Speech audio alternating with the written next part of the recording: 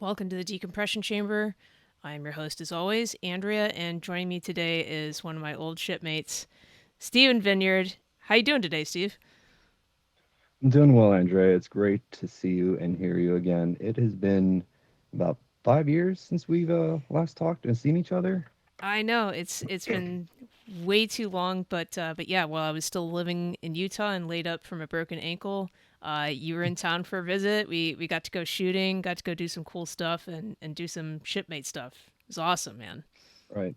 It was a great time. I remember I was on my way back. I got out of the military. It was back in 2017 at that time, and I was Yeah, driving back from Corpus Christi, Texas, doing my little road trip all the way back to the west coast of Sacramento, California. yeah, yeah. No, that was great. Definitely a highlight. I was not in the best spirits being laid up and not really getting to go out and do cool stuff. So that was an awesome visit and great to see you and great to see you now. We'll try and not make it another 5 years, but but Absolutely. but as I'm finding out with a lot of these shows, I don't really know a whole lot of background about people I've served with. You know, we spent hours and hours and hours on boats and Mm-hmm. chatting it up. We can pick up right where we left off, but kind of you know the early stages of our lives are kind of giant gaps. At least it is for me. So we'll delve right into it. Where are you from? Well, I was born in San Francisco, California. Was raised there till I was about 12, Hmm. and about that time, my family moved over to Sacramento, California, one of the, I think, hottest and driest places today. Yeah, So if you got any water over there on the East Coast, we could definitely use it here in the West. I I think we've got But a couple gallons to spare. Maybe sure. Yeah. but yeah, grew up Sacramento, then joined up in the Navy at 19. Wow, So Sacramento. that is awesome. So, what year? And then what year did you graduate high school? I graduated in 2008. Okay, So okay, awesome. So you I took. spent a, Oh, go ahead. sorry? Oh, go ahead.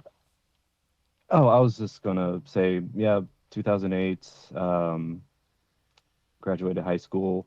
And honestly, military wasn't the first thing on my mind when I got out. It was an idea, Hmm. but what I wanted to do was law enforcement, and I Okay. tried everything outside of joining the military to get into law enforcement because my family was pretty adamant about me joining the military because it was 2008, I believe. Hmm. They were doing a surge back into Iraq and Afghanistan at that time. Right. Right. Yeah. I mean, and my mom was just terrified of me joining up and being sent over there and all that stuff. But at the time I wanted to do law enforcement, and all the avenues I tried to take, um, like going to college was expensive. For sure. Finding a job was really hard to try to pay for college, because it was the recession too, 2008. Right. Right. Yeah. Um, yep. And then trying to just sign up to join up the Sacramento County Sheriff's Department or the Placer County Sheriff's Departments. Yeah, I was also just not in great shape either. Hmm. So it was it was really difficult, kind of Right. just trying to do it without the whole military thing. Hmm. Yeah. For sure. I can imagine. Now, did you know? Was there anyone in your family, or you knew anyone else who had served?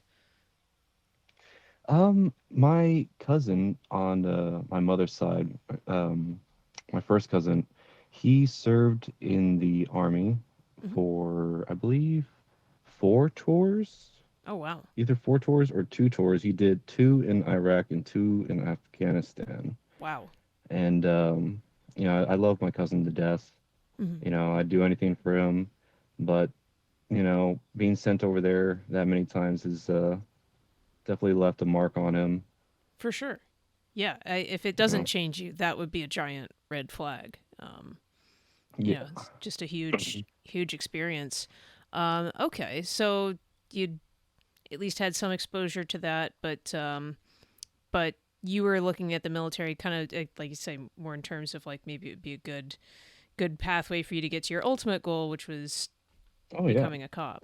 Okay, Yeah. great. At the time, because every avenue just seemed to be kind of really hard to get to, expensive to get to, or just kind of out of reach because I don't have certain minimum requirements. I started playing with the idea of joining the military, and it was funny because my mother brought up the idea saying, if you wanted to join the military to use the Montgomery GI Bill or to get money for college, you can do that. And it kind of just opened a door for me to just like, all right, well, I'm gonna go into the recruiting offices and just see what do they offer. And I remember that day when I went there. I didn't go to the Navy first. Mhm. My first choice was the Air Force. Mhm. Okay. And when I got to the office, they were closed, and they had a sign posted up on the window saying that they were out of the office for the day. Here's our number, call and leave a message. So, I gave them a call. No one picked up. Left a message saying, hey, my name. I'm interested in, possibly joining the Air Force. Give me a call back. For sure. And I figured, what, since I'm already here, um, Navy office is right next door. They were like my second choice, so Mhm. went into there and spoke to the recruiter. The first recruiter I spoke to was Petty Officer Second Class St. Louis. Mhm. Forgive me if you're listening. I forget your your rate, but I knew you were second class. Yeah, so it's um, important. and uh, and they sold it to me pretty much. They were like, yeah, we got a law enforcement police force. We do some cool high speed, low drag stuff. All the Of selling and stuff. of course, all the terminology of that Yeah, time. Yeah. yep, all the hot words. Yeah. And there was one recruiter there that was the salty one, the one that's like, man, fuck this place. I'm just done with this bullshit. I'm ready to fucking retire and get out. He's like the guy that's almost done with retirement, Yeah. Yeah. or no, almost to retirement. Yeah. He's the one that he was a first class. Schaefer, I believe, was his name, or Stifler. But he reminds me of a Stifler. Yeah. All But right. Fair enough. but he told me, the hard truths about the Navy. Just like, yeah, you're gonna experience some bullshit. You'll be doing, your job like maybe 10-15% of the time. The rest of it is just Yep. cleaning, maintenance, cleaning, Yeah. being yelled at for something dumb. Exactly. Yeah. And yeah, and I took it with a grain of salt. Just like, okay, you know, you're Right. right. I'm Consider gonna the experience some messenger. bullshit. Yeah. Yeah, For sure. and yeah, and the funny thing is, after I decided to sign up with the Navy, the next day, the Air Force recruiter gives me a call, replying to my message. Hey, we heard that you wanted to sign up, and I told them, yeah, I already signed up with the Navy. Sorry, guys. And they're like, oh no, that's fine, that's fine. And I'll get back to this point, further in our story, but years later, when I think about it, it's like, man, kind of wish I could have gone Air Force because they got the money, they got the training, they got all the nice toys. Yeah, that is true. I kind of wonder what would have happened if I had gone another branch. It's just like in your case, like if schedule had just been a little different that day. Whole different Yeah. trajectory for your time during well in service.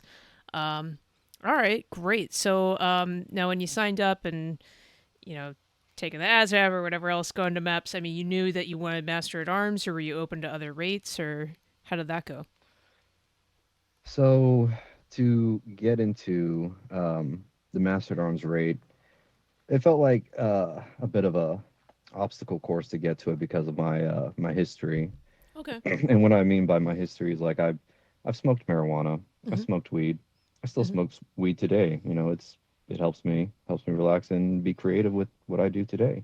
There you go. But back then, when trying to go for a law enforcement position, and I tend to be an overly honest person when Mm, it comes to stuff like this. Like I have a hard time lying to people. So right. when they're like, "Did you ever, use any illegal drugs?" I'm like, "Yes, I smoked weed." And my recruiter's like, "You're not supposed to say that, but here's the paperwork to fill out Okay. to Yeah. waiver it and all that stuff. Here's a waiver. Explain. You tried it 3 times on these dates, and they were for experimental uses purposes." I'm like, Right. "Yep, exactly." Yeah. Yeah. And yeah, that went all the way up to the NRDC, I guess the recruiting headquarters on the West Coast, and got Holy signed crap. off by the commander for me Wow. to be able to be an MA. And that was after going through the MEPS bullshit, or the MEPS bullshit. That day sucked. Oh yeah. Yeah. I don't really remember it. It was kind of a blur, but I knew it was not fun. I was Same. not happy. And I Yeah. had to take the ASVAB that day too, Yeah. after all of that. They made me take it like the night before, and then they put me up at the hotel. Then the next day was all MEPS. But yeah, that sounds terrible. It's Yeah. all bad. I, Like, oh I god. mean, looking back on it now, it was a blast, and like I've heard in your other episodes, about MEPS and stuff. It's like, yeah, looking back at it, it's a joke. Yeah. These doctors and these civilians, they don't hold any power over you. They're just there to fucking bully you and to kind of, I guess, get you thick skinned for the military, which is understandable. But you don't got to be a fucking dick. Yeah. I'm doing Yeah. my thing to try to get college, or to do this. I don't need your shit. But at Yeah. the time, young, 19 or 18 at the time, Yeah. and not knowing the hell's going on, thinking, yeah, these people have power over me. I better do what they say. Yeah. Yeah. No, it was kind of fun going through the second time. The second time I really remembered it, and it's like I'm just like, yeah, whatever. Fuck you. You can't tell me what to do. What are you gonna do to Right? me? Fire me? I mean, come on, get real. I mean, Please fire me. I was nice to him at least, to like joked around with him and stuff. And mainly it was, Yeah. I'm turning around and shitting on teenagers. I'm like, you believe these fucking kids? Like, ridiculous, right? But yeah, it was just like it's not my first rodeo type deal. But yeah, like definitely my first time going through exact same thing. I'm like, oh man, I gotta hurry up and wait and do what they say, and Yeah. I gotta make it through this. Yeah, there's a lot more writing on it your first time around. Oh, absolutely. And just thinking about that day, I wish I had the chance to take the. I guess this is like an advice for anyone that's thinking about joining the military. Do the ASVAB before you do MEPS, because if you Yeah. do it at MEPS, you're going to be so tired, because they'll make you test at like the very end. You're going to be so tired, so worn out. Your mind's going to be a fog. I was lucky enough to get enough like points to make my rate, and even then I had to like haggle with them with quotation marks. Just be like, hey, I really want to do this rate. Then they offered me gunner's mate and Nice. corpsman. I really thought about gunner's mate. I really thought, that'd be cool. Oh, and AO, Yeah. aviation ordnance. Blow stuff up. Um, Yeah. I don't get to blow stuff up though. I get to load the stuff that gets to blow stuff up, Yeah. All and right. that's So that's the hard work. yeah, that's true. That's true too. Yeah, Good but I point. mean, gunner's mate was a good idea that I was going to take at the time. But in me, I was like, man, I spent all this time, all this dreaming to want to be a cop, and I was like, no, what will it take to make me an MA? Yeah. And they're like, well, since it'll be a while before we could get you into a billet, it'll take up to a year. So I'm like, all right. Wow. So I was in the DEP program for about a year and a half before they finally shipped me out. Jeez. Whew. Yeah. That is a long, long time. Now, during that time, like, did your recruiter make you do like monthly meetings? Do you have to do any physical Oh yeah. preparation? Oh yeah. What did preparing to leave for your ship date look like? So preparing to leave my ship date, being in the DEP program was like a weekly meeting at the recruiting station to do morning PT, Oh. to recite the Sailor's Creed, to recite the 11 General Orders. I could still recite them to this day, by the way. All um, right. and just stuff about command, chain of command, ranks. Pretty much just kind of prepping you to get an idea of what to expect and to kind of get you as best prepared for going into the military, which is something I really appreciated because it's Oh yeah. being able to tell the difference between like a gold and a silver chevron. Was kind of really cool and useful. I know who has Yeah. tenure and who's been good, Yeah. and Yeah. and who not to fuck with. Yes. Yes. Exactly. All right. No, that's time well spent. I mean, the less you have to learn under pressure at boot camp, the better. Oh yeah, but I mean, it was also just the networking and the connecting with the other deppers that were shipping out too, and Yeah. being that I was going to be in that dep program for about a year, I got to see quite a few people come in and go. Yeah. They'd be in the dep program for like a month, 3, 6, and they would all be gone, and there'd be like a few that'd be like as long as me, like maybe one other, but Yeah.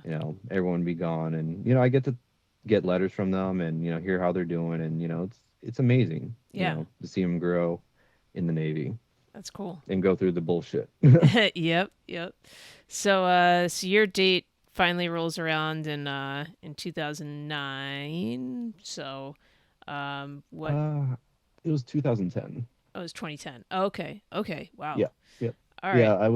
I believe it was end of 2008. I signed up, went through the whole DEP program of 2009 Okay. until I shipped out June 22nd of 2010. Wow. All right. Okay.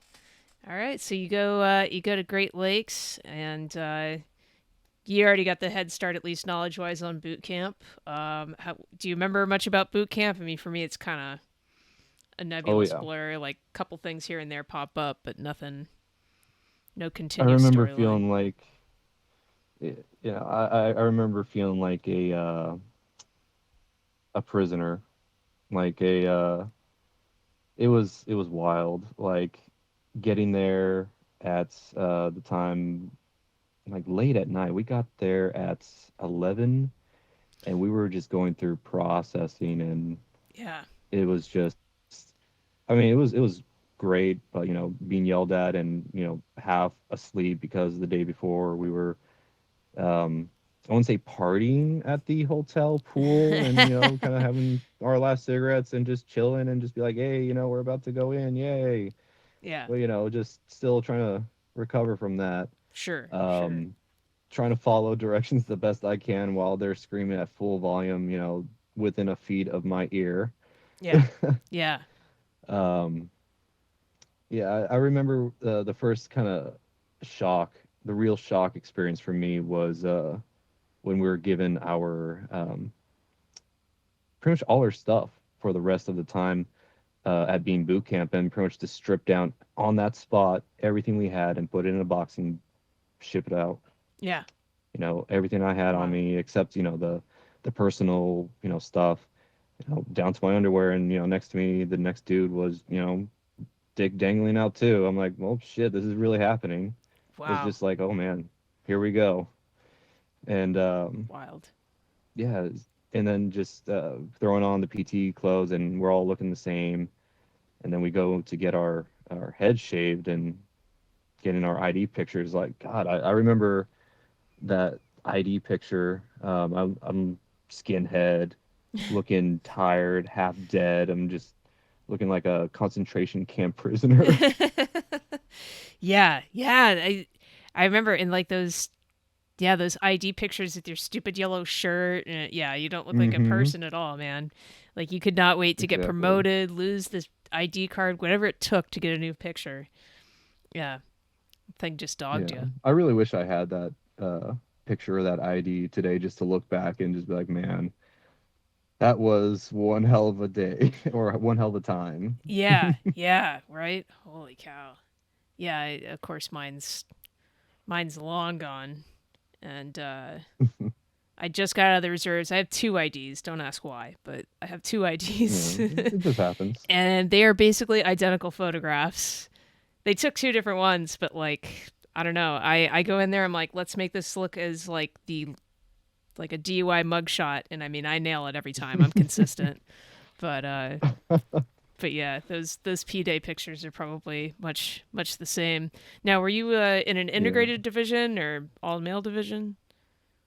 I was in a all male division, and just to step back a little bit on the that night of getting there and being integrated. I don't know how long it took for you to get into a division once you arrived, but I felt like it took us absurdly long, like all night, and we didn't get assigned a division till like 4 in the morning. Oh Or wow. actually, you know what? I don't even know what time it was. It was just all. You were right, all a blur. But I remember, like it. This is I'm kind of a little stuttering a little bit, but I remember sitting at desks and just being told to put our heads down and sleep. Like, did Yes, you ever? I remember that too. Yeah, yeah. Okay, Hated so that. I just don't know if it was just like our thing and they were just made us to wait forever, and I was just like, I can't really sleep. This is uncomfortable. Boy, was a naive child then. I should have enjoyed that moment. No, same here. I was like, no, they're gonna do this so they can come in and screw with us. So like, I kept my head raised above my arm like an inch or two. So when I did fall asleep, I'd wake myself up because I was convinced, oh, they're gonna screw with us. I need to be awake and alert. And it's Yeah. like, you dummy, go to sleep. They're probably still asleep, just getting up, getting their coffee, like, all right, what's these new bunch of shit bags that we got? Right, right, yeah, yeah. Well, and I remember that was also like the classroom induction area where you got sized for your shoes, and they're just like Mm-hmm. yelling stuff. I had no idea what they told me, none, and I'm like, I better guess the right shoe size, or because this is what I'm gonna wear for boot camp, and like I guess like maybe a half size too small, but that I was even that close was nothing short of miraculous. And then there was like Mm-hmm. some other measurements you had to give that you're like flat footed or something like that. And I'm like, well, Yeah, I hope these shoes work. right. I remember that. I gave them a size too big to what they assigned me. Hmm. I usually wore a size 10, but when I got there and they measured my foot and put us on those little feet pad things to for the whole Yeah. the sports shoes. Yeah. Um, they were like, "Yeah, you're size 7.5 wide." I'm like, "What?" Yeah. There's no way.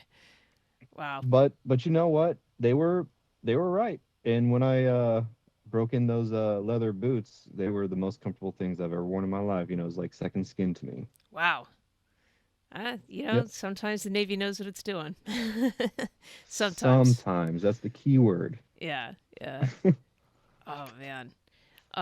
Well, any more, I mean, that's just like the first night of boot camp, but Yeah. any other great memories? I mean, I don't know, swim Oh, training absolutely. or firefighting? There's there's plenty of good memories of boot camp. The first night, getting to our compartment is what they call us in boot camp, to our ship, which are just big buildings that are just named after ships, which is cool. Yeah. Gotta get the idea that you're gonna be on a ship, living on a ship. So, no, you better call it a ship. You better do it everything right, kind of thing. Right. Um, but this wasn't our. We weren't assigned a ship yet. We were at what was that?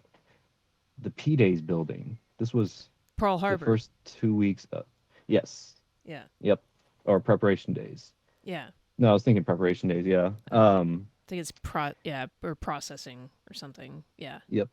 Yeah. The first 2 weeks where they pretty much put you in your sweats and pretty much process you through before you go through the training. I Yep. have some great stories about that time. Like a guy shitting himself next to me and literally just being there No. for a good out. So remember when in boot camp, when during P days they did a blood draw on you to kind of just have test your blood and whatever, and we're all in that Yeah. room, had to sit on our training books and all that. Yeah, yeah. So the guy next to me, like he was the one next, so he goes in there, does the thing, comes back, sits down, and he's like sweating. I'm looking forward, can't look left or right or anything, looking Yeah, forward, no but skylarking. I Yeah. see a bead of sweat dropping down the side of his head, and I'm like, man, I start smelling something, like something smells like shit, Oh and no. I'm like, I don't know what's going on, like something is stinking, and I don't, I can't turn, I can't talk or anything. I'm sitting there, hands on my lap, just face forward, and the recruit next to me gets up, and I kind of just turn my head a little bit, and the notebooks that we sit on, Mhm. it had shit marks, like an ass cheek, ass Oh print with shit no. down the middle. Oh. And I look, and as he's walking down the way, I look at his ass, and it's soaked. Oh And no. he's going to the bathroom, I think, or going to one of the RDCs to talk to him. And I Oh believe they told god. him to go sit back down because he came right back and sat down. No. Oh, that's disgusting. It was, and after everyone, like the whole division, which is like 40 people have gone through, he's been sitting there in that for a while. We came back to the compartment, and he's still standing there, with shit on his ass. Ugh. And I'm just like amazed, like my God, this guy, and I could understand because when we talked, or when I heard later, is that when he has blood drawn, he passes out, Yeah. and he just happened to lose bowel control at that time, which Oh sucks. wow. But Ugh. I thought that was one of the most funniest fucking things inside. Just like, man, the guy next to me just shit himself. Oh, poor bastard. Oh, what a Yeah, fucking I mean, he disaster. eventually did get cleaned up at the end of the day, by the way. Oh no. So he's like probably Yep, because that's probably morning time, so he's probably got to go to chow and everything else, like all soiled and nothing they're yep, gonna do yep. for him. Oh, what a poor fuck. I mean, I don't know. I lost sight of him after that, and I didn't But see did him you lose until. scent of him? I mean, god damn. Yeah, I mean, once we got out of that room and got back to our compartment, I believe he did change. Good, So, good. but he just hadn't had a shower. Oh, right, right, yeah. Got it. Yeah. Yeah. Oh, what a But nightmare. yeah, that was just P days, and I remember going down the or going to the clinic to get our medical records put in and get all our immunizations, and um I remember just going down the line and just getting poked in each arm, with just different vaccinations. I'm like, I'm gonna feel so bad later. Yeah, yeah. Oh, for sure. Yeah. And then the infamous peanut butter shot at the end. Yep. Right. Right in the tuchus. I'm I'm glad that they gave us a choice of which cheek. I don't remember getting a choice. I think it was just kind of, well, here you go. Wow, you guys, yeah, it was like Burger King for you. It was just, hey, it's the way it is. Yeah. And then I realized that these corpsmen are also training too. So when they try to draw blood, I remember getting stick more than 3 times in each arm trying to get a Oof. vein. Oh, God. Yeah, my arms were black by the end of the day Oh, of for that. course. That's ridiculous. But it is, but I guess just cost-effective training, right? Must be. Must be for somebody. Good grief. Um, Yeah. yeah. Good old P days. But yeah, theoretically, those only last about a week, and then you get finally into Hmm. training. But any cool stories, fun times from actual training times, whether it be firefighting or Yeah. anything else? Yeah. Uh, yeah, once I got assigned to my ship, the USS Arizona, love that ship by the way, Mm-hmm. because I've been brainwashed to love it. But anyway, the training that we did was pretty awesome. Like the firefighting training was amazing. Yeah. Just putting on those gas mask that just fogged up and you couldn't see shit. Yeah. But you got to hold the end of the hose and spray it some fire. That was cool. Yeah. The gas chamber wasn't as bad as I thought, but it still sucked. Yeah. The what was there? I know there was the Disneyland experience at the end, but I want to save that one because I got a good story there. Um, and what I mean by the Disneyland experience, I mean by battle stations. Oh yeah, yeah. Um, Yeah.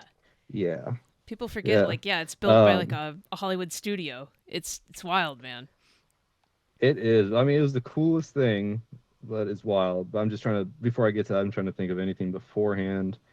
I mean, I remember, some traumatizing moments where, my chief is definitely, or my RDC has definitely got into my ear about some one-lining on the watch or the watch report or the deck log. That's it, the deck Oh log. yeah, yeah. And literally broke the clipboard on the wall next to me Holy in crap. rage. I left crying, and I Yeah. thought I'd never like break down in tears for such a thing, but I was just like, wow. What was he so, like you said, for one lining something, like what, you didn't initial it and he just like lost his mind on you, or what Ye- happened? It was a lot of one-lining. Oh, It was okay. like half a page of one. He's All like, right. Vineyard, what the fuck is this? Yeah. And the second RDC GM2, I don't remember his name, but he was like the chill kind of guy, but he could get angry if he needs to, but he's mostly just chill. He's just standing there straight face. And yeah, when he was the one that was talking to me first about the deck log, he's like, yeah, just one line that. No, one line that. No, one line that. And then, the chief comes in, he looks at it, he's like, Vineyard, what the fuck? And the other RDC's not saying shit like, Of no, I was course telling him to not. do that. He Yeah. he just he just let him rip into me. Oh yeah, yeah. I mean, I you should do that as an RDC. It's like, hey, Yeah. shit I mean, rolls downhill. absolutely. I'm not gonna be a barrier to that. So let her Yeah. rip. Yeah. Good training experience there. Yeah. But Wow. but after all that, we get to battle stations and getting to that point, I was so pumped, so excited because it was like the culmination of all the screaming, the yelling, the push-ups, the burpees, all the knowledge, testing, Oh and all the yeah. stuff. I was stoked. I was pumped. Yeah. Oh, that's And awesome. and Yeah. if you remember the night or the day before battle stations, you were like kind of allowed to go run through the halls of your ship to just yell, I don't know, something like your ship number or your division number, to Yeah. celebrate that this is your last day kind of thing. Yeah. Yeah. Yeah. I remember Yeah. that. I remember our RDCs are kind of poo pooing that. They're like, yeah, what if you're running up and down the halls and you fall and you get hurt and then you can't do battle stations? That wasn't so smart, was it? But I, Yeah, I do yeah, remember other people doing that. Yeah. Yeah. Whole lot of yeah. craziness. But once we got once we got to battle stations, it was weird. It's like in my head, it's like, I didn't know a thing about battle stations. I was like, they're gonna put us on a ship and simulate it. I'm like, I don't see any water nearby. I don't see any great bodies of water or anything is in this building. Yeah. What is in this building? Yeah. And they have a whole freaking, I wouldn't say a whole ship, but the outside front half of like a ship in this dark room with sounds, smells, textures, and everything. And I was like, wow, this is amazing. And looking back on it, I was like, yeah, that's definitely a Disneyland experience. Yeah. Yeah. No, it was really cool how Um, they put that all together. For sure. oh yeah, and then the training exercises that they had us do were pretty cool. Like I was part of the unloading of the ship, so they had us all in a line and just passing parcels down the line. I was like, this is cool training because I guess this is something we'll do out in quote unquote the fleet. Right. Right. Right. Yeah. And yeah, once we got on board, got assigned to certain stations. I was working in the CIC, and I was what was I doing? I had the headset on and I was listening to call outs from the watch standards from all the different posts around the boat to for what they spotted. And I'm supposed to write it down. and there's just talking and just saying a whole bunch of different stuff. I'm like, how am I supposed to write all this down and just keep up? It's just like, this is tough. Yeah, yeah. And it's not knowing what's about to be coming up next and all that stuff. I got we got moved around to different stations to try different things, and got to go into the loud engine room, turn some stuff, go into the control room, push some buttons, and just sit there while the instructors were kind of sitting there shooting the shit.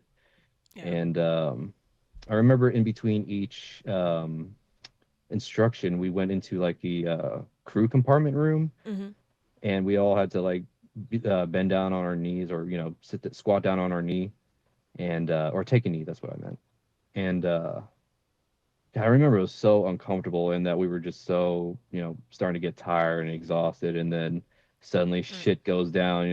Like alarms blare and like brace, brace, brace. I'm like, what the hell is going on? And Yeah, we're yeah. doing our thing, and then the instructors are like yelling. I was like, brace, brace, brace, and we're doing the thing, and then you know, lights go out, they do the whole smoke thing, and they're like, okay, so here's the situation. You got to go do this thing. There's damage here. There's this there. What this group, and we were kind of assigned into groups of 5 or 6, I believe. Mhm. Um, and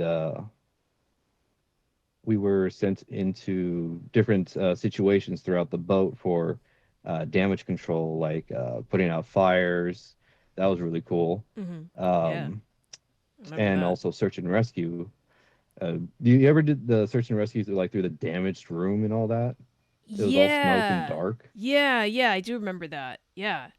How long did y'all Yes. spend in there, by the way? I think we died in there. I think that was we Same, did not because succeed. same. I remember. I don't even remember if we were supposed to go down there, because we were in this room. We started in this control room, and we're like, okay, we need to get back to um, another compartment Mhm. to what was the word, egress. Yes. And they told us to check the door, the Z pattern, Yeah. the feel if you feel any heat with the back of your hand. And one of the other students says, yeah, I feel heat. And they're like, all right. The instructor's like, all right, what do you do now? Yeah. And we're all just kind of stumped there, like, what do we do? Because we thought that was the only hatch in the room. Yeah. And then we see this really tiny hatch on the floor that, if you remember in the Marlin Spike, Mhm. when they were demonstrating those small manhole sized hatches that big people could still fit through them. Yeah. Yeah. They're like, can we go down there? And the instructor doesn't say anything. He just looks at us, and we're like, okay, we open it up, and just plumes of just smoke Yeah. coming out of it. And we're like, all right, I guess we're going down there. So we grabbed one of the lamps off of one of the walls, Mhm. and we only had one lamp amongst 6 of us, and we went down into Ooh. the dark Wow. and tried to find our way out through the wreckage, the noise, the screaming. I mean, that was all simulated and all, but Right, the right. noise, the screaming, the smoke. I was worried about the smoke, because I was like, you know, the Navy is not great on its budget, and I'm not sure what kind of cheap knockoff brand Yeah. fog machine stuff that they're pumping into this room, but I'm breathing a lot of it for a good half hour. Acme aerosolized asbestos. Yeah. Exactly. So it's like, I mean, afterwards or in that room, I start to kind of panic, because I'm like, I don't know what the stuff is, and I'm breathing, and I've been in here for a good half hour, Yeah. and I'm trying to stay calm, Right. and we're trying to find a way out. And there was, like I said, only one light amongst 6 of us in these very cramped, compressed, damaged quarters. Yeah. Yeah. And then I believe it was, I don't know how long it was, but I believe it was like 30 to 45 minutes later, Ooh. um, a compartment door opens, and the instructor was standing out there. He's like, all right, you guys are dead. Let's go back to the compartment. Yeah, you're like, ah, crap. I mean, I'm glad. I'm like, all right, there's the door. Let's get out of here. Get me out into some fresh air. Yeah, yeah, no kidding. Yeah, I don't care if I'm dead or But not, like, as long as I'm not in there anymore. yeah, yeah, Wow. I'm dead. Definitely would not have survived that. But it was a great time. And once we got to the last part, or once we finally finished, and we were all kind of gathered at the in one compartment to kind of tell us how we did. Mhm. I'm not sure if this was a normal thing that they do, but uh, they told us that one of us wasn't going to be making it, or Oh. a few of us may not be making it because of something. Like, did that ever happen during your time? Like, did they ever have a talk like, hey, so you all did really good except maybe a few of you, so we're gonna have to pull a few of you aside and we're gonna have to do this again, or remediate or something. No, they did threaten to drop me though because I high fived someone. Like, what have we been telling you since day one? It was like some fat idiot who thought he was going to dive school, and I'm just like, what, whatever. Like at this point, I didn't care. Yeah. I'm like, yes, throw me out of training. Like I'm done with this crap.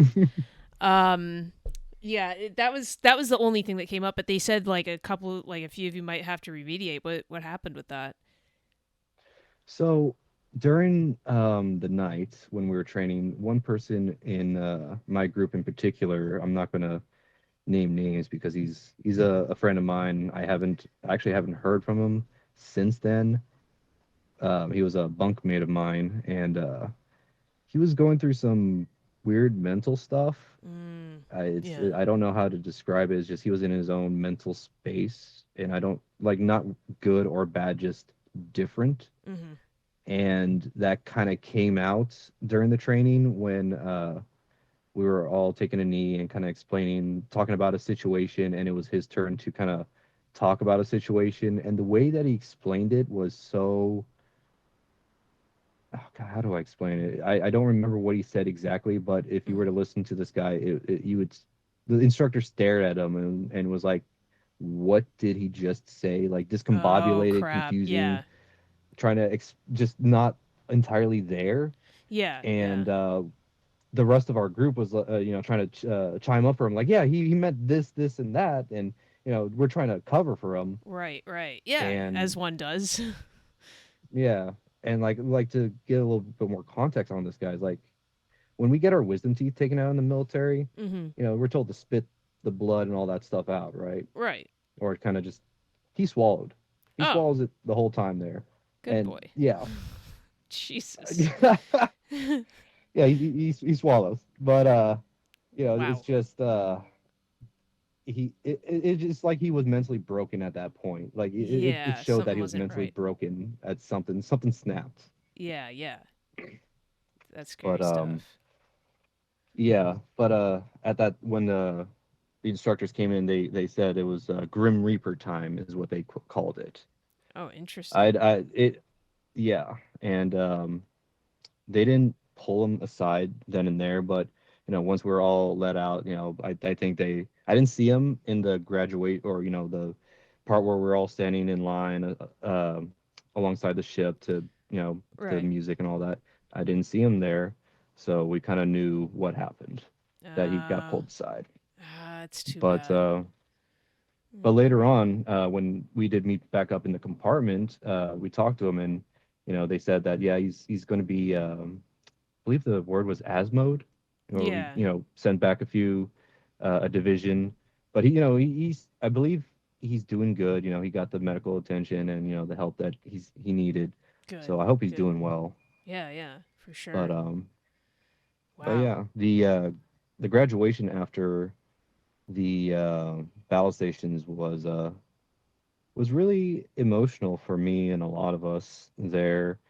Not only for that the fact that we just did it and went through all this stuff to do what we were hoping and dreaming to do in the Navy, but I teared up the most when I got to shake my RDC's hand for the first time. Yeah. Right. Because this guy, not just because of that moment, because he is the hardest motherfucker I have ever met in the Navy. And he was a HTC, Hull Tech chief. Yeah. He was hunched back kind of guy, short, bald, like no hair, like Wow. ever touched his head. Yeah. Yeah. And he was like a hard motherfucker. Niederman was his name. Hmm. I'll always respect that man, and hope that he's doing well.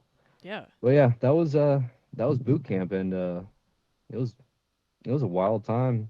Good times, bad times, from the the fights in the compartment at night between people, for Really? snoring, or Oh, trying to yeah, yeah, get people to motivate others. Like yeah, we had little rallies, like the uh, the recruit chief or whoever, the one that was assigned by the yeah. RPOC and AROC, yeah. RPOC. That's it. Yeah, they would try to gather everyone together when it's lights out and we're all trying to sleep, and like, hey guys, get up, let's talk about what's going on today. And people are like, man, we trying to sleep. And sometimes fight would start, but sometimes he would have some good stuff to say. But there was some good times and bad times, is what Yeah, I could say about boot camp. yeah, yeah. Most fit I've ever been in my life. Yeah, yeah, it does. You drop some weight and get into shape. Yeah, for sure. Oh yeah. Awesome. So of course after that, you go down to Lackland for A school, right? So That is correct. Good old Lackland Air Force Base in San Antonio, Texas. I remember um, the night from shipping out from boot camp was an interesting night because you made friends with hmm some of your bunk mates, some of the people there, and you realize that if you don't keep in contact from that point on, you may never see each other again or hear exactly. from each other again. So Yeah, it's a you weird know, thing. I was yeah throughout the night, it's just like people would disappear. Yeah. They would be woken up, be like, hey, it's time to go, and the others be still asleep. And when it's your turn to wake up, you'd find people that you're hoping to say bye to, or something to, they're already gone. Wow. Yeah, yeah. Yeah, I but I'm glad that. Sorry. no, no, that's yeah, I was going to say I was a little different. I ended up leaving like in broad daylight a little bit earlier. I had some special circumstances going on, but yeah, that's I've heard stories about that. Yeah, where it's just like, wake up, everybody's gone, like I'm the last dude or whatever. So, damn, yeah. Yeah, I I don't. remember when it was the MA's turn. It was me, my bunkmate. What was his name? Brian. He was a really funny dude and one of my good friends in the early times of the military. Mm-hmm. Um, he was also going to MA school with me, so I was really excited to have someone that I know from boot camp coming along with me. But yeah, once we got to Lackland, with a bunch of other people that I don't know from other divisions, you know, like, hey, we're all going to Lackland, and I'm just there, with head trying to sleep and all that stuff, and we're all joking around about people sucking air cock because their head is back and Yeah. sleeping and their mouth is open. Yep. Yep. And yeah, and I remember once we got there, our group, we're thinking about how hungry we are, and we were just like, yeah, we're pretty hungry. We don't know exactly where to meet up with our contact there. So I decided, and a few of us decided to head over to the food court in the airport Mm-hmm. because we had money. It was our first time being able to kind of buy what we want to buy. Yep. So we were kind of excited to get some real food in us for once. Uh, Spent a good hour there just eating, and then I believe the one of the instructors found us. He was like, "What are you guys doing? You guys were supposed to meet us over at the oh, it was not the USO, but it was where the USR parked their vehicles because I think they Right. were just waiting for us in the van, and then they came Oh. looking for us, and we're like, we were hungry. We didn't know where you guys were. We were hungry. Went to the food court, Yeah. so we ate. And they're like, we had food in the galley prepared and all that stuff back at the at Lackland, Oh. and we're like, Yeah. dude, lifted shoulders, our bad, sorry. Yeah, it's not like we're coming down here with um, cell phones and can text you. Like we have no idea what's going on. Yeah. exactly. Not any of us knew what the hell was going on. They were just like, get on the plane, and at least that was what I was told. Get in the bus, get on the plane, and you'll fly over there, and then you'll meet someone. Yeah. Yeah, keep it pretty vague for you. Yeah. Yeah, I don't remember Pretty my vague. transportation being all that reliable. I got there like super late at night. I was by myself. Like I got to the USO and they were closing and I'm like, what am I supposed to do? And they're like, I don't know, like there should be a bus outside. I'm like, hope there is. Like, or I'm fucked. Hope Like, there is. yeah. The first taste of the reliability of the Navy. Yeah, yeah. At least though at that point I had my cell phone, so like I could have maybe called someone, but I don't know who. It wasn't a smartphone, so it's not like I can, order up an Uber or anything. Like, Right. They didn't have that kind of stuff back then. They had taxis. yeah, yeah, I would have, spent like $200 getting to the stupid base and stuff. Yeah. Yeah. Damn. Yeah. And then Lackland, God, getting there. It was the training at Lackland was awesome. I had It a was fun. blast. It had its ups and downs, For for sure. sure, but it was definitely a blasty blast. Yeah, Um, it was a good time.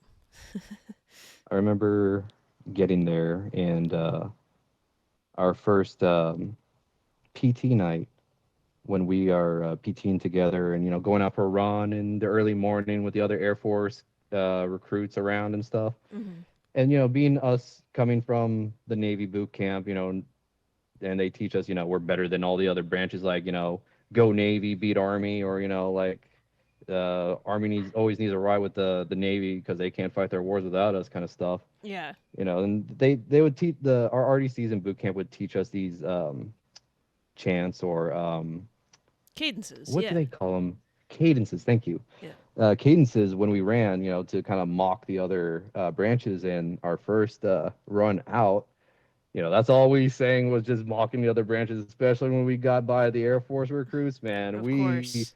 were at the top of our lungs running and just, mocking them. But once we got back to our parking lot, our instructors were not happy. Ah, great. They beat the shit out of us in the parking Oh lot. I'm not man. talking about physically, Right, right. like It's that, never but that way. PT, some intense burpees, some sprints back and forth, some of everything in the early humid hours of Texas morning. Yep.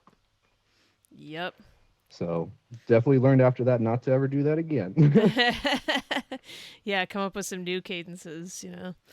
Think Yep, yep. And we think of came up some. some pretty cool cadences, Yeah. but But yeah, there was some good times with interaction with the other people there, the other recruits. I mean the by meaning recruits by the other MAs. Yeah. Couldn't interact with the Air Force recruits because they No, were no. shuffling, whatever they do to try to form up or something. That was the Yeah, yeah. funniest thing. Who knows what the hell the Air Force is up to? Yeah. Um yeah, A school I remember at least a little bit. We actually didn't do that much in the way of PT. I was kind of surprised. But of course Really? yeah, I always remember like getting OC sprayed, computer based training, Yep. shooting, and Yep. airsoft. Like that was a pretty cool A school. Not gonna lie, it was fun. Airsoft. I don't remember the airsoft. I don't think I got to do the airsoft because I only got red guns or the blue guns. Really? Now I I'm don't. wondering like, did we do airsoft? Did I dream that? No, we did Well, airsoft. Like we shot instructors and everything. Right at the very end. you you may be right. My memory is still trying to remember that. I do remember doing a sim round training, but that wasn't at boot camp. That was with SRFA 2 when I Oh, was in Bangor. okay. But that was a blasty blast, by the way. Sim rounds are fun. Yep. But yeah, um, A school, the training was was great. The OC course was I've never screamed in pain so loud in my life Oh before. god, it's just the worst. It's like your eyes are melting out of your face. It's so bad. Oh God, it is so bad. And then the water afterwards just doesn't help. Yeah, you I think it's gonna I like, nah, remember, it'll soothe a little bit. Nope. yeah, I remember them saying like get some baby shampoo in your eyes and don't rub, just rinse it out, get it in your eyes. But I remember like I was so nervous because I'm not the one that's going to go first. So people that have gone before me, I hear them screaming in pain. I see them running, trying to do the thing, just ah. Yeah. And it comes my turn. I'm like, okay, I have a strategy for this. Yeah. When it's my turn to get sprayed, I'm gonna bow down for a second and shake my head, to try Yeah. to get some of it off my face. Did It that didn't work work? too well. No, No, never does. it just spread further all over my face. Oh, of course. And when they told me to open my eyes, instantly I'm just in pain, screaming, just like cursing every curse I knew. And they're like, Vineyard, Vineyard, pay attention. What is your social? And I'm just like, fuck. Yeah. Yeah, it was um, hideously painful. it Awful. was, but after the first few seconds, or after I don't know 10 seconds, that felt like eternity of pain. Yeah.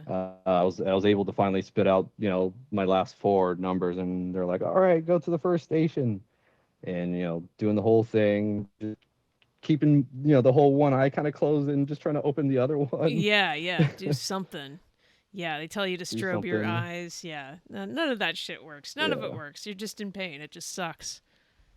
you just gotta get through it and just hope that you are not going to die in the process if you ever get sprayed in real life. Yeah. Oh, yeah. But the training was fun. Like the OC course, when I went through it, did it, got to the water station, and I in my head I knew it was going to just reignite, because at this time I was just like kind of used to the normalization of the pain. Just Yeah. like it hurts, it hurts, but I'm like, if I put water on this, it's just gonna make it so much worse. But I had to do it, Yeah. and I did it, and I screamed a second time. I was like, Oh, "Fuck!" yeah, man. So incredibly Yeah, painful. Ugh. yep. And then they advise us, that night, if and when you do take a shower, lean forward into the shower. Don't just let the water run down your body, Yeah. Yep. because that'll get into sensitive parts, and it's going to make people hurt. And it has happened to a few of my shipmates Oh, yeah. during that night. Yep. Yeah, you hear people yelling and from down the hall, even. Like, it just hurts and it sucks. Yeah. Yeah. Oof. If I may, I do have some advice for any incoming MAs into the Navy rate. If you're Absolutely. going to be doing, or if you're going to A school, or I hope you'd be going to A school.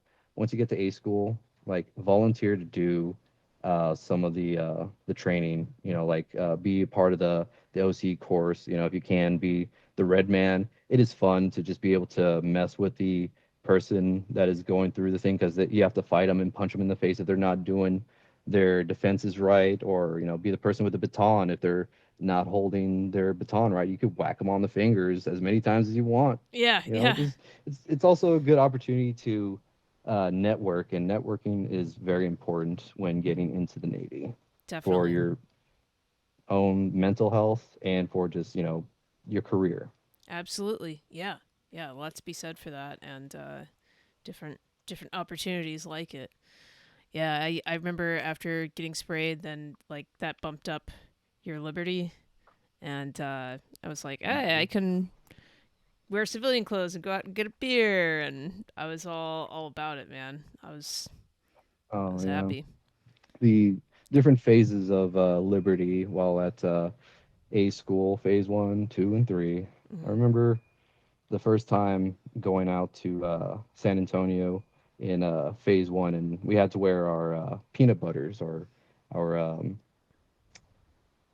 the peanut butters, Service uniform, yeah, not that's it, the service uniform. yeah, And going out, with one ribbon, and the two marks for seaman apprentice. yeah, yeah, Just going out looking like what we do, and it was raining out, so we had our trench coats. yep, So yep, it was me and my friend in the mall wearing these trench coat looking things, trying to shop for our own clothing for when phase two and three come around, or just for our own time yeah. in our own rooms. Just something comfortable to wear, and everything was just so expensive.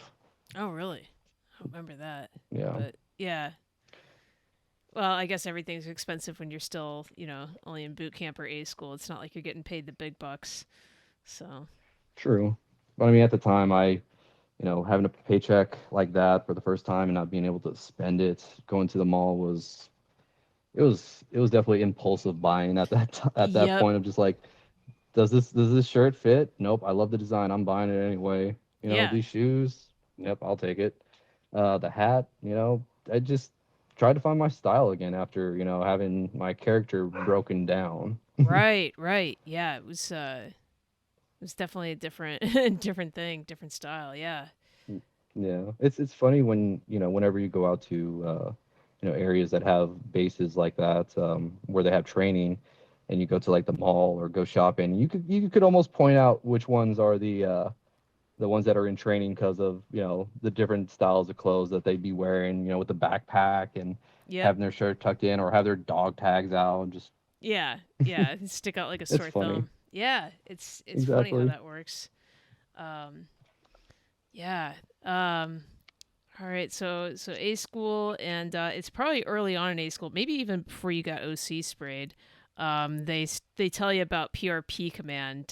When did you first hear about PRP in A school? Oh boy, PRP.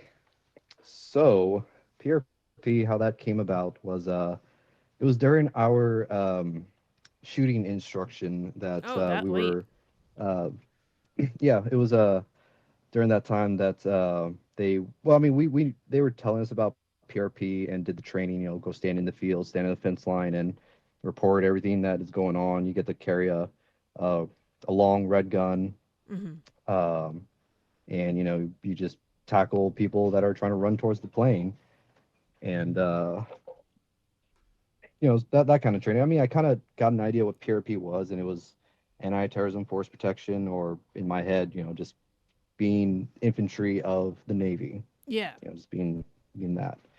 But when we came up to orders and getting to pick orders and stuff like that, before we went to orders, they did have a sit down with us and did a PRP interview Hmm.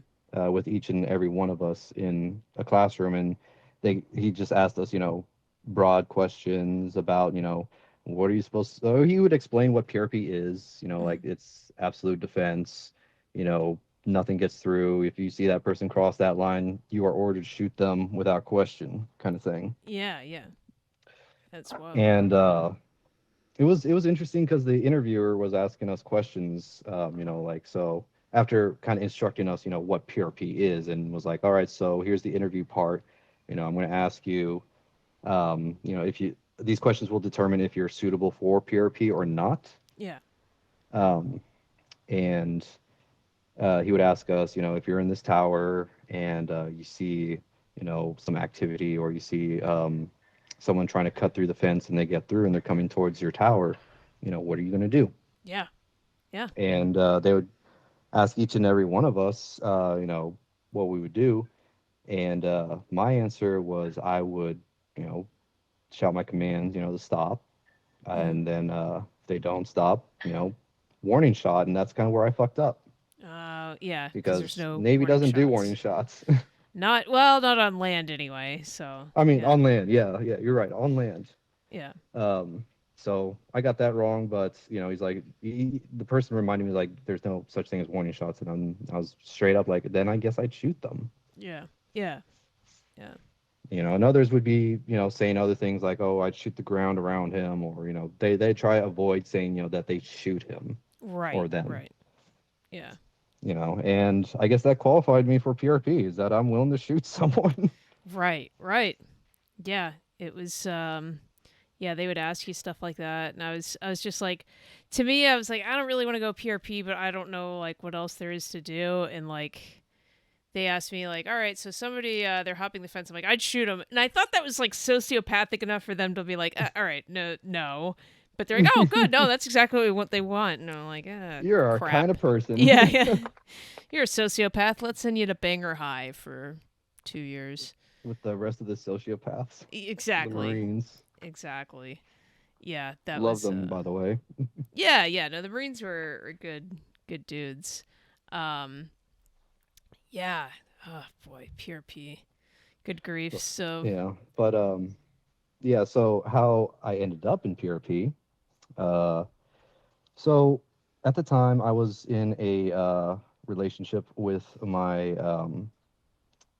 with a person at the time, Mm-hmm. and they were in California, and I wanted to stay relatively close. Sure. And they were offering Swift Pack or PRP Banger, Mm-hmm. and I was thinking in my head, like I could do that and be close.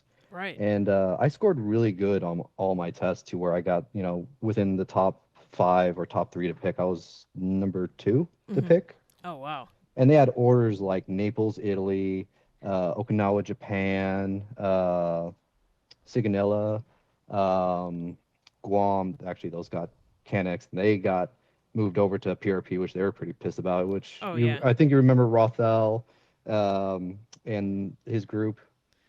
They Maybe. were I think they were MLA. Oh, that's probably why I never saw him. Yeah. Yeah, but Ah, it Seychao, sucks. Seychao. Yeah, yeah, I remember Seichao. Yeah, he was in my class, and he was supposed to go to Guam Oh with man. Schmidt and Seychao and the rest of them. They were so pissed. Oh yeah, I would be too. Oh, it sucks. But yeah, I remember them being in my class, and I out of all those awesome, amazing orders, overseas to where I wanted to go and experience some cool stuff, Mm-hmm. I decided to do PRP Swift Pack Bangor, Washington. Yeah. For at the time who I thought, to be the love of my life. Yeah. Yeah. So another advice for, young people out there is, live your dreams, not don't live it for other people. Yeah. No, that's good advice. And especially if it comes to, you could live overseas and, experience new Experience things. that kind of life. If it's meant to be, Yeah, they'll be there when you get back. You know. exactly. But, at the time I wasn't regretting it. Yeah. No, you did what you thought I was was right trying at to the feel, time. Hindsight's always going to be yeah, 2020.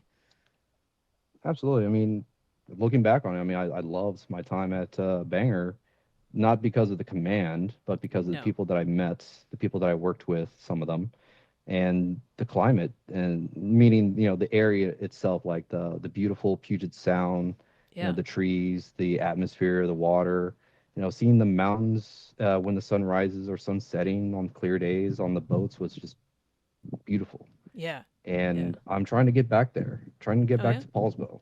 Oh no, shit, no Yeah, kidding. Yeah. yeah. That'd be awesome. Are you how long have you been looking at moving out there, like looking for jobs and Ever since stuff? I left. Oh yeah? Yeah. Well, so let me explain upon that further. It was last year. I took a trip up to Washington State. I rented a Airbnb Nice. house there for a few days, just because I really missed my time up in Washington. Just For the sure. beautiful views and all that stuff, and also Fujiyama's that restaurant I fucking love. That place is awesome. Um, yes, the yum yum sauce and the steak and lobster. Oh Yep. my god, fried rice. But Amazing. yeah, I took a trip there last year, and yeah, I felt at peace, and after leaving the military and after having a whole lot of stuff happen during the military, I've been trying to find my own peace, and when I think of peace, I think of Paulsville, Washington, or just that general area. Yeah. Yeah. And after that week there, I decided, what, I'm going to try to get a job up there, doing something I already know, which is security, Yeah. and moved up into Seattle for a few months, Mhm. and then stuff happened. I could get all back to this in a bit. But I feel like this is Sure. kind of at the end of this whole story, Yeah, yeah, for but sure, man. but I mean, moved back here to be with family and stuff in the Yeah. end. But yeah, my time in Bangor was a experience that I do not regret entirely because, like I said, great people I met. I got to meet you. I Yes. got to meet Pena Pena. Baker. Yep. You know, yeah, my best friend Pena. I miss that dude. Yeah. Got to meet other awesome, some awesome supervisors like Cox he was a cool dude. Yeah. I remember Hurd. He was a funny dude. Hurd Yeah. Turtle. Yes. Yes. And then there was Uh, Tibbets, the salty one, but the by the book salty one. He was funny sometimes. yeah, yeah. I haven't talked to him in a while either. Yeah, all these names are Yeah. just like I gotta look this dude up. You know what have they been doing? Yeah, Yeah. Raymer. Oh man. I Raymer is I, awesome. I love that dude. Like I remember it was either you or Raymer that taught me how to dip the bow of the boat. So, No, I believe it was Raymer and Gleason that taught me how to dip the bow of the boat. yeah, yeah. And those times of dipping the bow in the boat were so much fun. Oh I yeah, got so many they just stories get of like they would banger. get like a tidal wave to come over that thing. Yeah, they were so good at it. It's just Yeah, like the timing, the precision is just like I want to be that good yeah, and get people on the gun soaked. yeah. No, they were something else, man. Yeah, speaking of shenanigans at Banger, Yes, I yes. don't even know if we're supposed to be talking about some of this stuff. Oh well, I think so far so good. I mean, there might be something else that we shouldn't talk about. That I think you know what I'm talking about. That we'll just kind of gloss over, but dipping the bow of the Yeah, boat. I mean, I that's think just so. normal operations. We didn't necessarily do it on Yeah, or just post. kind of bumping into the fence. Yeah, it happens. What are you gonna do? It happens. Yeah. Yeah, there was some great times and some bad times. I remember when people got hurt, trying to come into the pier a little too fast and hitting some stuff that's under the water. Horvath, Yeah, remember him? yeah. I think that was after my time, but I remember I came back to visit and you guys were talking about it. It was like, holy shit. Yeah, it was bad. So what happened was there was a because they were doing construction in Hmm. that area, Yeah, yeah. um, they had uh, they had something sticking out of the water that didn't have its light fully illuminated, Oh or that crap. it was kind of just not clearly seen. Yeah. And because we're crazy and bored out on the water, when we are ready to get off the water, we full speed, forget, no waking anyone out, we're getting back. Yeah, At least that yeah. that was Horvath's kind of way. I think that was pretty much everyone. He was not special in that mentality. No, Yeah. no, I mean you're right on that, but I mean it's Wow. just, yeah, he hit it going pretty fast, and it was him, Pena, and I believe someone else was on the boat with him too. Hmm. And yeah, he hit it, and he hit the steering wheel Yeah. in the coxswain chair pretty fucking hard. Pena was in the passenger seat on the left, and slammed up against the window pretty hard. And I don't know where the third person was. I believe they were probably standing and holding on to the railing, but they got thrown forward too. But we're all right. Hmm. Um, I think Horvath ended up cracking a few of his ribs, and Pena may have had a concussion, but they were still able to get the boat in and get an ambulance down to the pier. I remember this because the next day we all got a call to come in, for a safety stand down. And, Of those course. things happen just about every time. Every time we sneeze. Yeah. Yeah. Exactly. Yeah. Let's sleep deprive you. That'll teach you about safety. Get in here. Yeah. Yeah, There's always something working, stupid. late nights, no sleep, standby crews, and all that stuff. Wonderful times. Yeah. Yeah.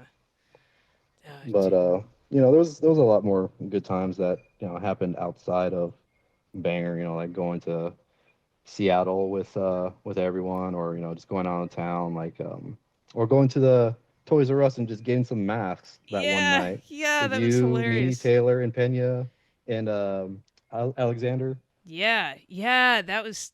And then we tried to go grocery shopping, and they're like, "No, take those off." And it's like, little do you know, in a decade, we'll be required to be wearing, well, some sort of facial covering to enter the store. But Yeah, we yeah, were just we were just being prepared, yeah, we were ahead of our forward time. thinking. Yeah. Oh I yeah. still have that mask, by the way. No kidding. That's awesome. Yeah, I still have it upstairs. I mean, it's Boba Fett's helmet. Why would I ever give that up? It's a good point. Yeah. Yeah. I don't Yeah. know if I still have my Darth Vader mask. It's probably in Idaho at my parents' house. I'm not sure what happened to it. Oh man. Yeah, it still exists though. Yeah. Yeah. It's still somewhere. Oh, that's awesome. And then trying to play beer pong that night with wearing those masks. Oh yeah, you couldn't see anything. So Nope. hard. Well, it was. But that was the thing is it's like people don't understand just what a crap command and terrible hours you worked. So like you really did have to be pretty tight knit and yeah, and hang out and Yeah, decompress. You know, that was the name very of the tight game. knit, and I believe you mentioned it before in other podcasts that Harbor usually tends to be the redheaded stepchild of the other divisions or commands. Yep. And funny thing that you mentioned that. Did I ever tell you how I got into Harbor? No, no, I don't think so. So I was going through ORT, which was its own beast because my instructor was this like shredded, big, um, like black staff sergeant. I think you would Hamilton? remember him. Hamilton, yes. Yes, Staff Sergeant He Hamilton, was double salutes. he Yes. Love that absolutely. guy. I remember he was my instructor and one of the coolest guys. Oh yeah, he was awesome. Um, he it wasn't him. I was mentioning to him or trying to talk to him about, hey, where are we possibly going to be going next from where we go? Because there was the waterfront, there was the land side, and then there was harbor, and then there was staff. Yeah. Yeah. And he was like, Vineyard, you're going to the wire. You're going behind the wire. And I'm Uh, in my head, I'm like, at this point learned quite a bit about what's back there and what they do and all that stuff. And it's basically a prison. yes. And Yes, it if you're is. not on your shit, you are, you know, going to be, reamed up so hard that you'll just hate life for the rest of your life. Yeah, yeah. No, it's a But nightmare there. yeah, so I was trying to find a way out of that. For sure. And my plan was to try to get to the waterfront or somewhere else. Mhm. And luckily, by happenstance, I had a roommate that I believe you've worked with before. I'm not gonna name names, but he is one of the nastiest motherfuckers I've ever met. And I got stories Okay. about him too. I don't want to drop his name, but let's say M. Okay. Glasses. Hmm. All right, I mean, keep I'll just say the talking. name just so you could blurt It'll it out. Molitor. Ah, yes, yes. Okay. Yeah, he was my roommate, and if you remember his cleanliness, it wasn't on par. Yeah. So, but he was in Harbor at the time, and he was my roommate, and I was going through Ort, and I remember seeing him coming back one morning, and he had his float vest, Mhm. and I was asking him like, hey, if you don't mind me asking, what do you do? He's Yeah. like, oh, I work Harbor, do the bullshit out on the water, drive boats and stand the gun and all that stuff, and I was like, can I do that?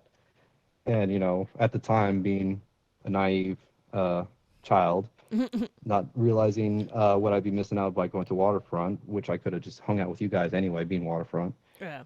is that you guys needed people Oh, all the for sure. time. Oh, Manning yeah. was always a problem, Yeah. It's like, what are we and gonna get? the Whacking Hut to augment for us? Like it was crazy, man.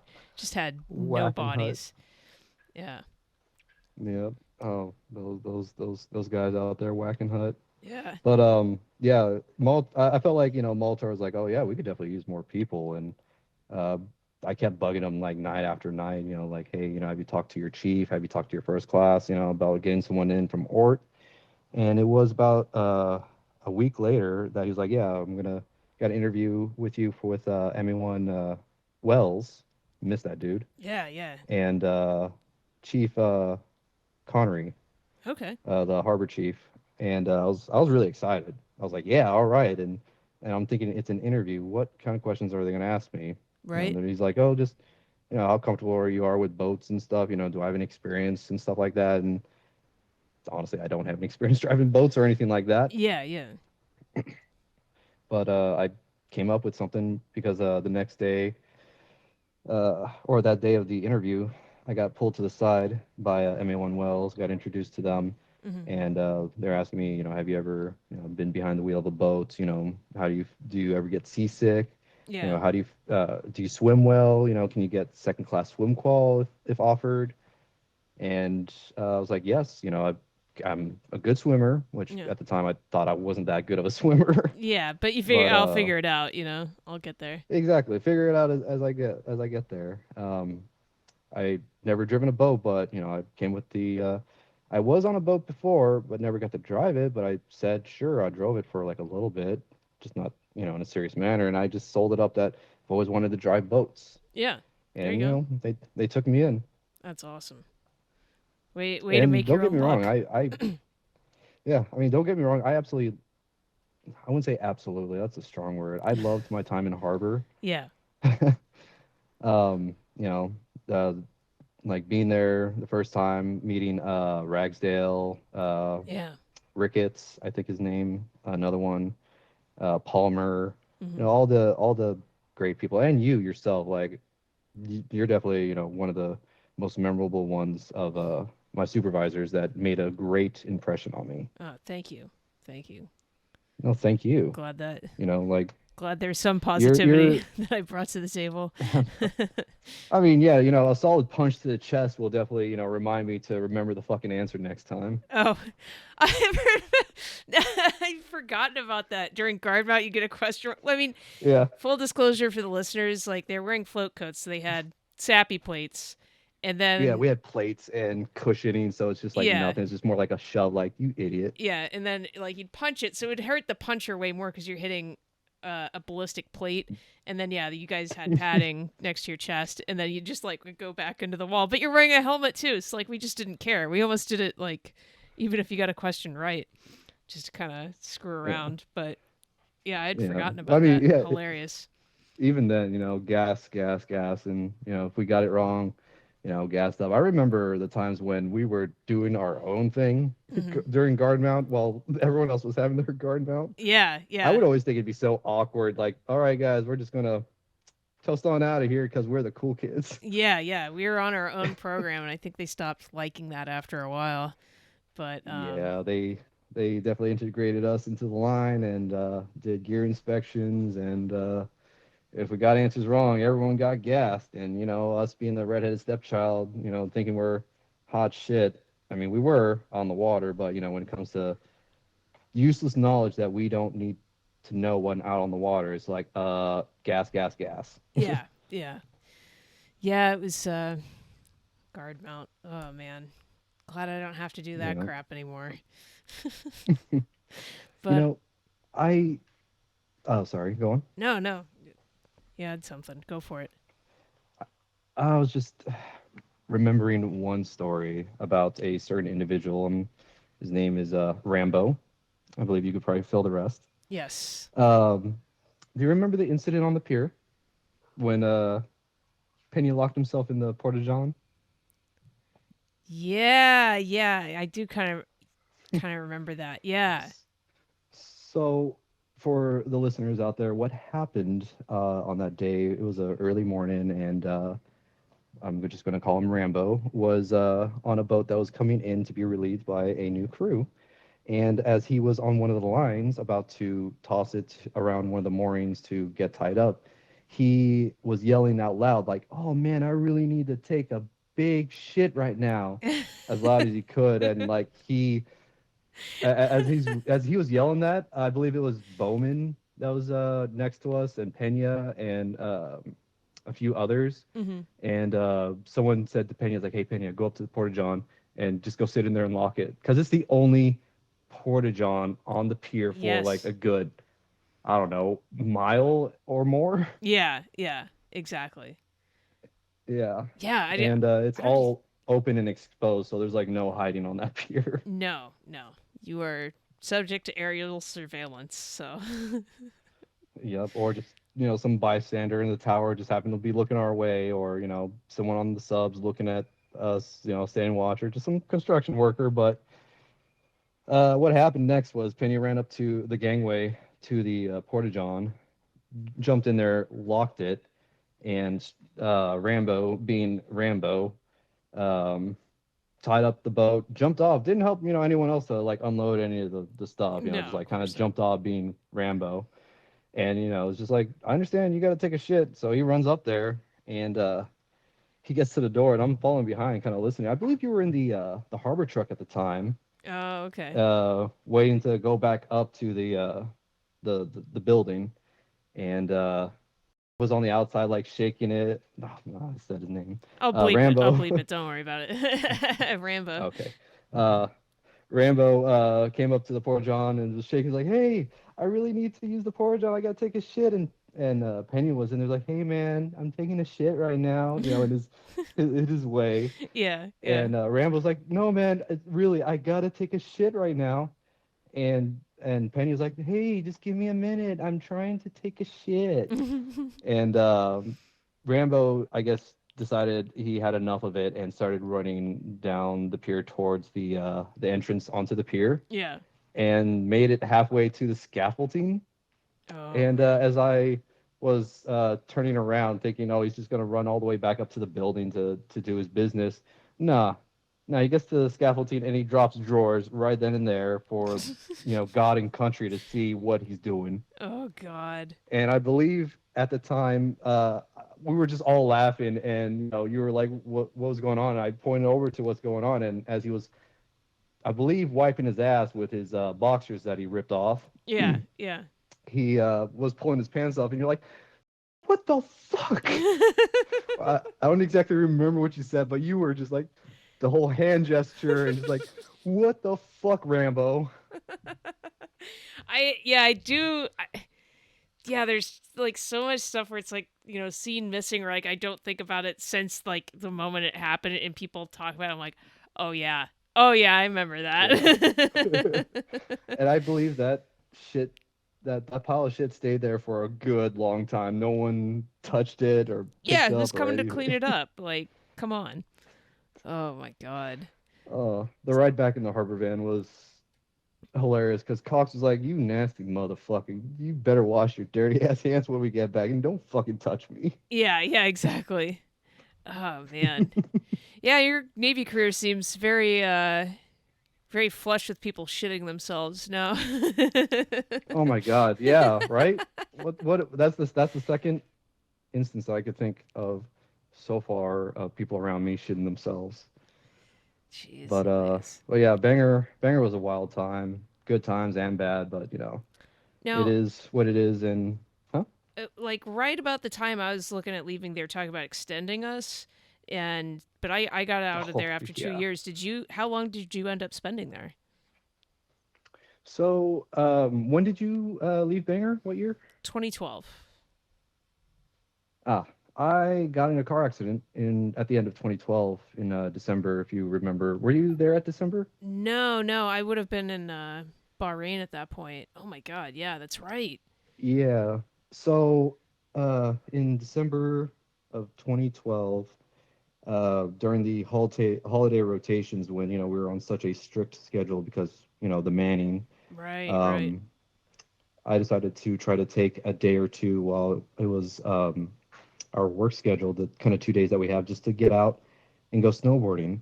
Yeah. And it was me and my wife at the time. Mhm. We were on our way up the Mount Rainier, to go snowboarding, and it was lightly snowing. There was definitely snow everywhere, a light coat of it. Mhm. Um, and as I'm going up this hill, it's like two-way traffic, one way each way. Mhm. I saw this car come around this corner up at like the top of this hill, probably about 50 yards ahead of me, Mhm. and it came around the corner a little too fast, and it's overcorrected and started sliding all over the road. Oh, jeez. And at this point, it was like kind of sparse traffic, but it's just right now it's me versus him, Mhm. and he's coming at me, Yeah. downhill sliding at like 30, 40 miles per hour. Oh god. And I had like 5 seconds to react, and I remember, yelling "fuck" as I spin the wheel all the way to the right. Mhm. And because I was panicking, I know you're not supposed to do this, I slammed on the brakes, and the car, uh, being a sedan, I believe it was a Lexus, Mhm. hit my front left end and pretty much tore off the whole, like, underneath everything on the front left end. Damn. And I don't remember much after that point, other than getting out of the car. or getting out of my truck Mhm. because I heard my wife, cursing up a storm like these motherfuckers are gonna pay for this shit. Like we don't got this kind of money to get a new car right now, and I was just like, oh my god, my wife's about to go kill him. Yeah, So I jump yeah. out of the truck. Yeah, I jump out of the truck, and like a second later, the pain kicks in. Oh shit. My back, like sun sharp pain. My left leg just crumples, and my Oh. left arm is just like in pain. I'm just kind of Oh on my man. knees on the ground, just in pain. Yeah. And my wife finally comes back and kind of picks me up and puts me back into the car. And the ambulance finally got there, and they put me on a backboard and took me all the way to the hospital nearby. And this was kind of like, Jeez. um, God, how many miles outside of Seattle was this? This was because I went back to, I believe, Seattle Hospital. So it was like 20 miles outside of Seattle, I'd say. Mhm. Um, so got back, they did the x-rays, and I remember calling harbor office Yeah. thinking, man, how am I going to explain this? Yeah, yeah. Because I got to get back to post, and the Yeah. next day. And yeah, so I remember calling, and the first person to pick up was Pitzenberger, Ah, yeah, if you yeah. remember Uh-huh. her. Sure. And I told her, hey, Pitzenberger. And she's like, hey, what's up, Vineyard? I'm like, hey, I don't know how to put this. And now that I'm remembering this, I actually called her while I was sitting in the car in fucking pain, like after the accident, waiting for the Oh ambulance. man. Well, hey, you told Uh, them notified as immediately as possible. Like, I kudos. literally did. Yeah. um, and I was like, hey, Pittenberger, I just want to let you guys know I was involved in a car accident. And they're like, oh my God, are you okay? I'm like, I'm currently in the car right now, waiting for the ambulance. I'm in a lot of pain. Um, I'm gonna pass the phone on to my wife. So I passed it on to her. They talked, and yeah, the ambulance finally got there. And I believe it was not till I was finally in a room secured to a backboard and I couldn't turn my head. Mhm. Um, gave him a call, and it was not Emma Wells, but it was God, I don't remember her name. But anyway, Emma Wells was in the call too. Explained kind of what happened, and Mhm. he's like, "All right, well," he came to come pick me and my wife up actually, which I Oh, thought was awesome. amazing. Yeah, yeah. Yeah. Oh, that's good. Um, which, by the way, was I could imagine a huge headache for him because coming from Silverdale, going to Seattle when Yeah. there's probably no ferries going in at the time of the. This was in the late evening, by the way. Yeah. So it was like no ferries, and traffic on I-5 was a nightmare. As it always is. So Yeah. as it always is. So much respect for Ryan Wells for doing that for me Absolutely. and my wife. Yeah.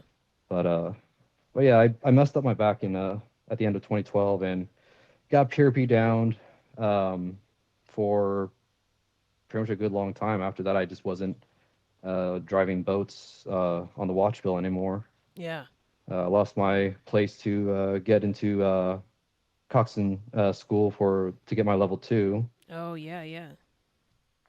Yeah, so I Damn. was pretty depressed about that. And then just because I wasn't doing anything, with my back in pain, my body in pain, and just dealing with all this stuff, Yeah. chain of command was just breathing down my neck like, hey, when are you going to be PRP back up? Hey, Yeah. you PRP back up, or just, and if you're not, they treated you like shit. Oh, absolutely. You know, Yeah.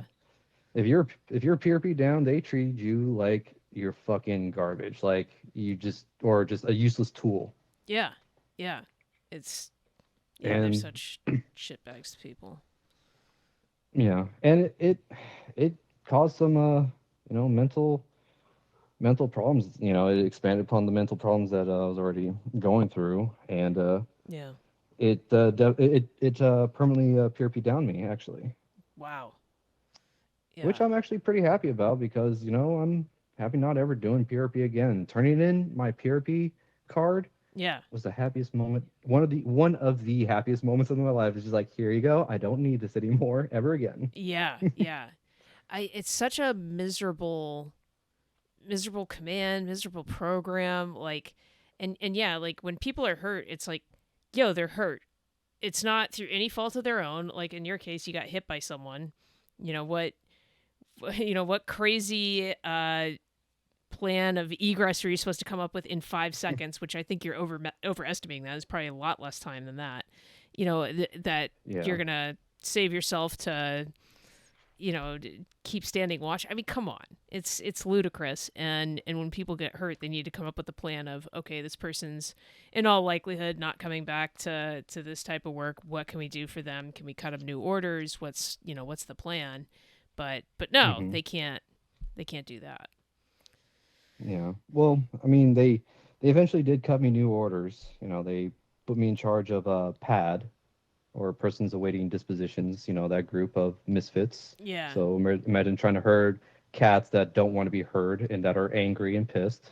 as cats are. So that Yes. that yeah. So during that time of my time at Bangor, which you were in Bahrain at this time, I was working with MA1. Oh God, I'm just blanking on her name. Turbyfield, MAC Turbyfield was one of them. He was my favorite. Yeah, You yeah. remember Chief I'm Turbyfield? he lived down the road from me, actually, I think. Not that I ever saw him, Oh but yeah. yeah, Yeah. yeah. I remember Turberville. Yeah, he was my chief, and then it was MA1 Banks is her name.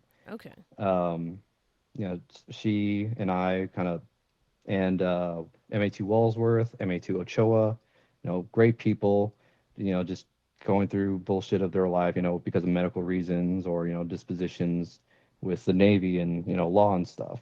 Yeah. And there's some people in that group that I definitely do not like to this day. I can't say hate because don't like, because Yeah. everyone Banks. There's this one gentleman. I'm just going to call him P. Hmm. Um, he he literally did meth. What? This dude fucking yeah. This guy literally did fucking meth, and Holy he got shit. caught, and in a drug test, and they had him in pad to get him processed out and all that stuff. And Wow. I remember we had such a problem just trying to keep this dude, get this dude to go to base. Oh yeah, and he was on restriction. The restriction Of is course he the was. restricted people is something that we dealt with. So he was on restriction, and so I had to pretty much watch him and the others. But him was the worst because he would somehow disappear Yeah. As meth heads do. as as they do. I mean, he would disappear for like the whole day, and we'd be trying to call him and trying to find out where he's at. At these musters, and at one point, M1 Banks, comes to me. He's like, Vineyard, I'm tying your dick to P here, just so you keep track of him and make sure that he, goes and bees where he needs to be. Yeah, yeah. Gotta have accountability to this guy. Run out of Yeah, and options.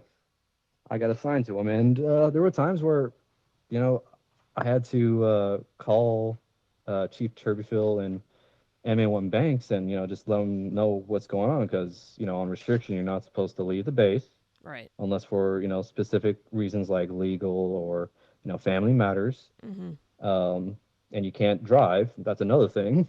Exactly. For obvious reasons. But Yeah. yeah, but one day he had his car on base, and I remember police calling the parking lot at the barracks with a few of us, and we saw his car, and we saw him sitting there with a girl, and we came up like, hey, what's going on? Yeah. He's like, oh, I'm just hanging out with my girlfriend, she's just chilling with me for now, she's on break and stuff. I'm like, okay, cool, get out here and fucking police call with us, you Yeah, yeah. dipshit.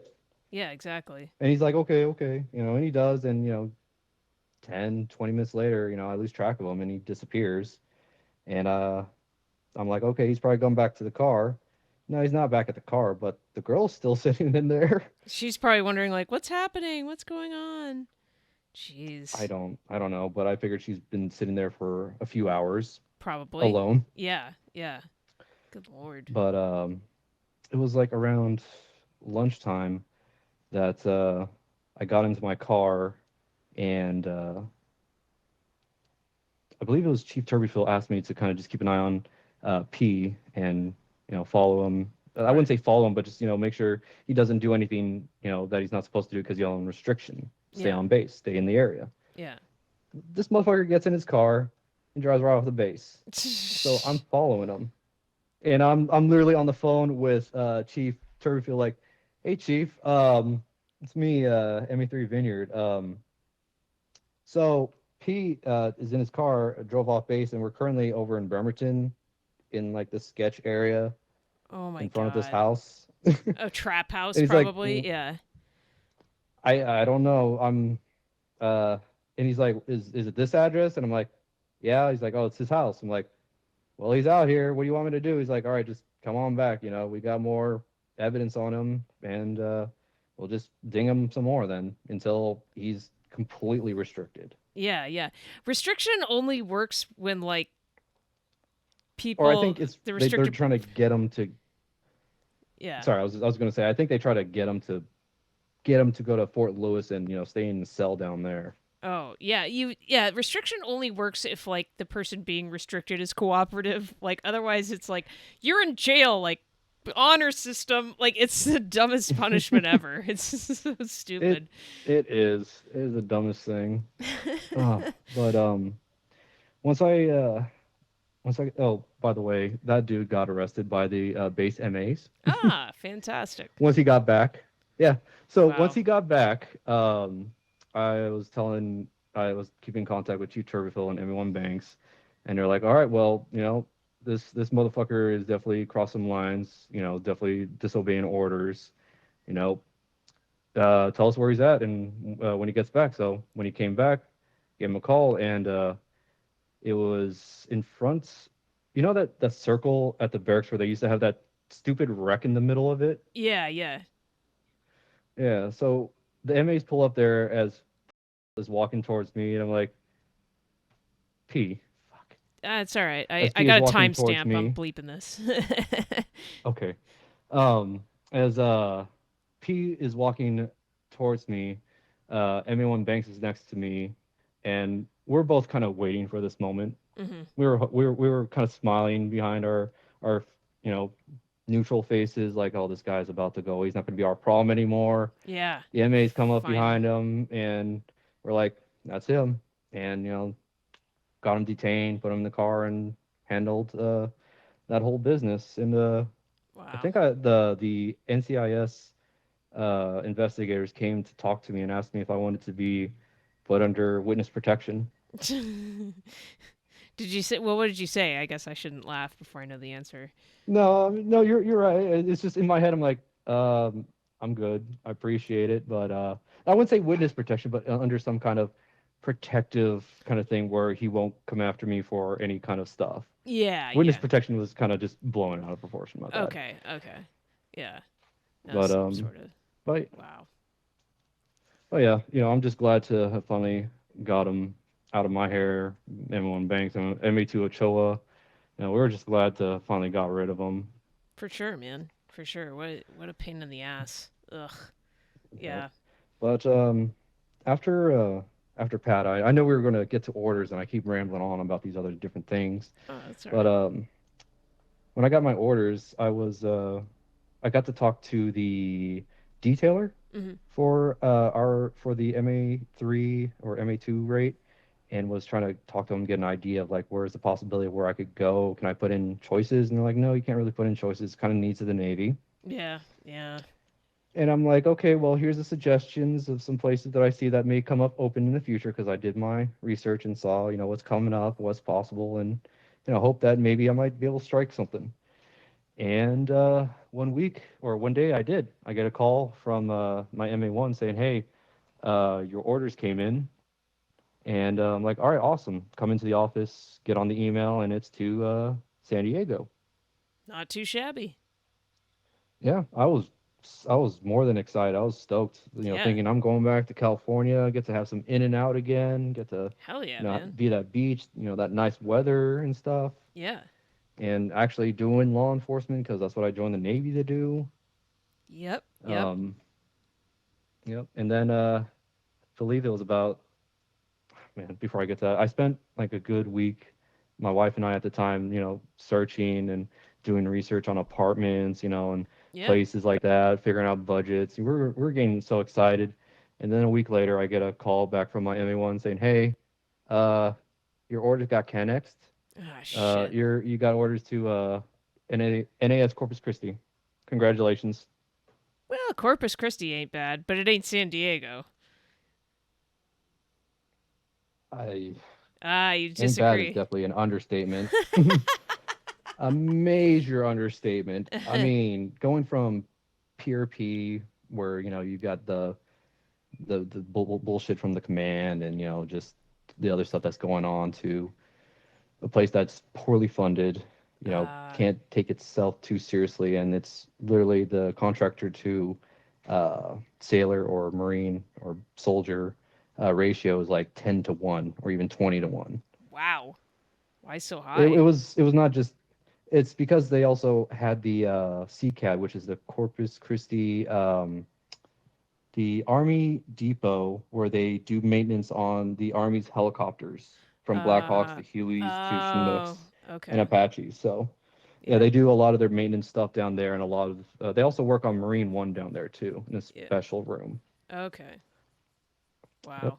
But yeah, and when I broke that news to my wife that we're going to Texas, yeah, we were both not happy about it. Yeah, We were excited about California, yeah. but Oh, it man. is what it is, and the whims of the winds of change said Corpus. So I was like, all right, the silver lining on this is I'll be doing law enforcement, I hope. Yes, yes, yeah. So, did you get to do law enforcement, or what they have you doing down there? Let's say, oh, how do I break up the work in the percentages? It's like I did law enforcement, as in like writing tickets, driving around patrolling, responding to calls. Yeah. And this is like to say probably the whole 3 to 4 years that I've been there, I did, I want to say 10, 20% of the time. Oh, man. There's that 10 to 20% The that salty recruiter is talking about, you know?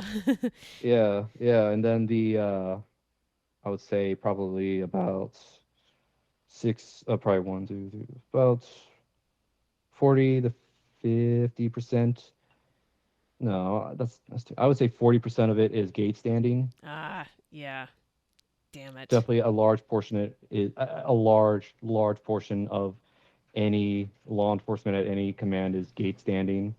Most of the time, standing the gates until you progress from sentry to patrolman, and even then, now you're more flexible to be able to go from gate to gate and drive yourself, really. Right. Um, and then once you got to, say, patrol supervisor, that's when you would do less gate, but you just kind of filled in Hmm. more of the spots that need to be gated. Once you get watch commander, you never stand a gate unless it really needed to be filled. Right, right. It's an emergency or something. But Yeah. yeah, so I mean, it kind of changes depending on your position. But starting out in any command, it definitely feels like you're doing law enforcement. Uh, about 20% of the time, and it could have just been the command itself and the place. Being that there's not a lot that goes on with the military side, a lot of it is contractor, and that's usually handled by the civilian law enforcement side. Yeah. Yeah. Wow.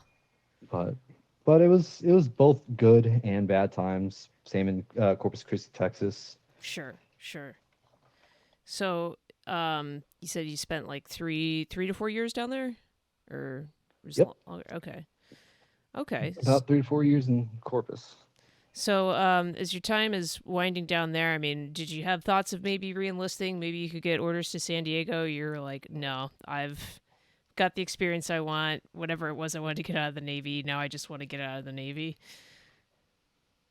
So how that I did have orders after I tell you the story to, I believe it was the George Washington or the Roosevelt on the East Coast for brig duty, Oh, damn. and they were going to send me to brig school. So Back that to was a Lackland. thing, but yeah, but that wasn't going to happen because of what I'm going to tell you next. Hmm. So when I was in Corpus Christi,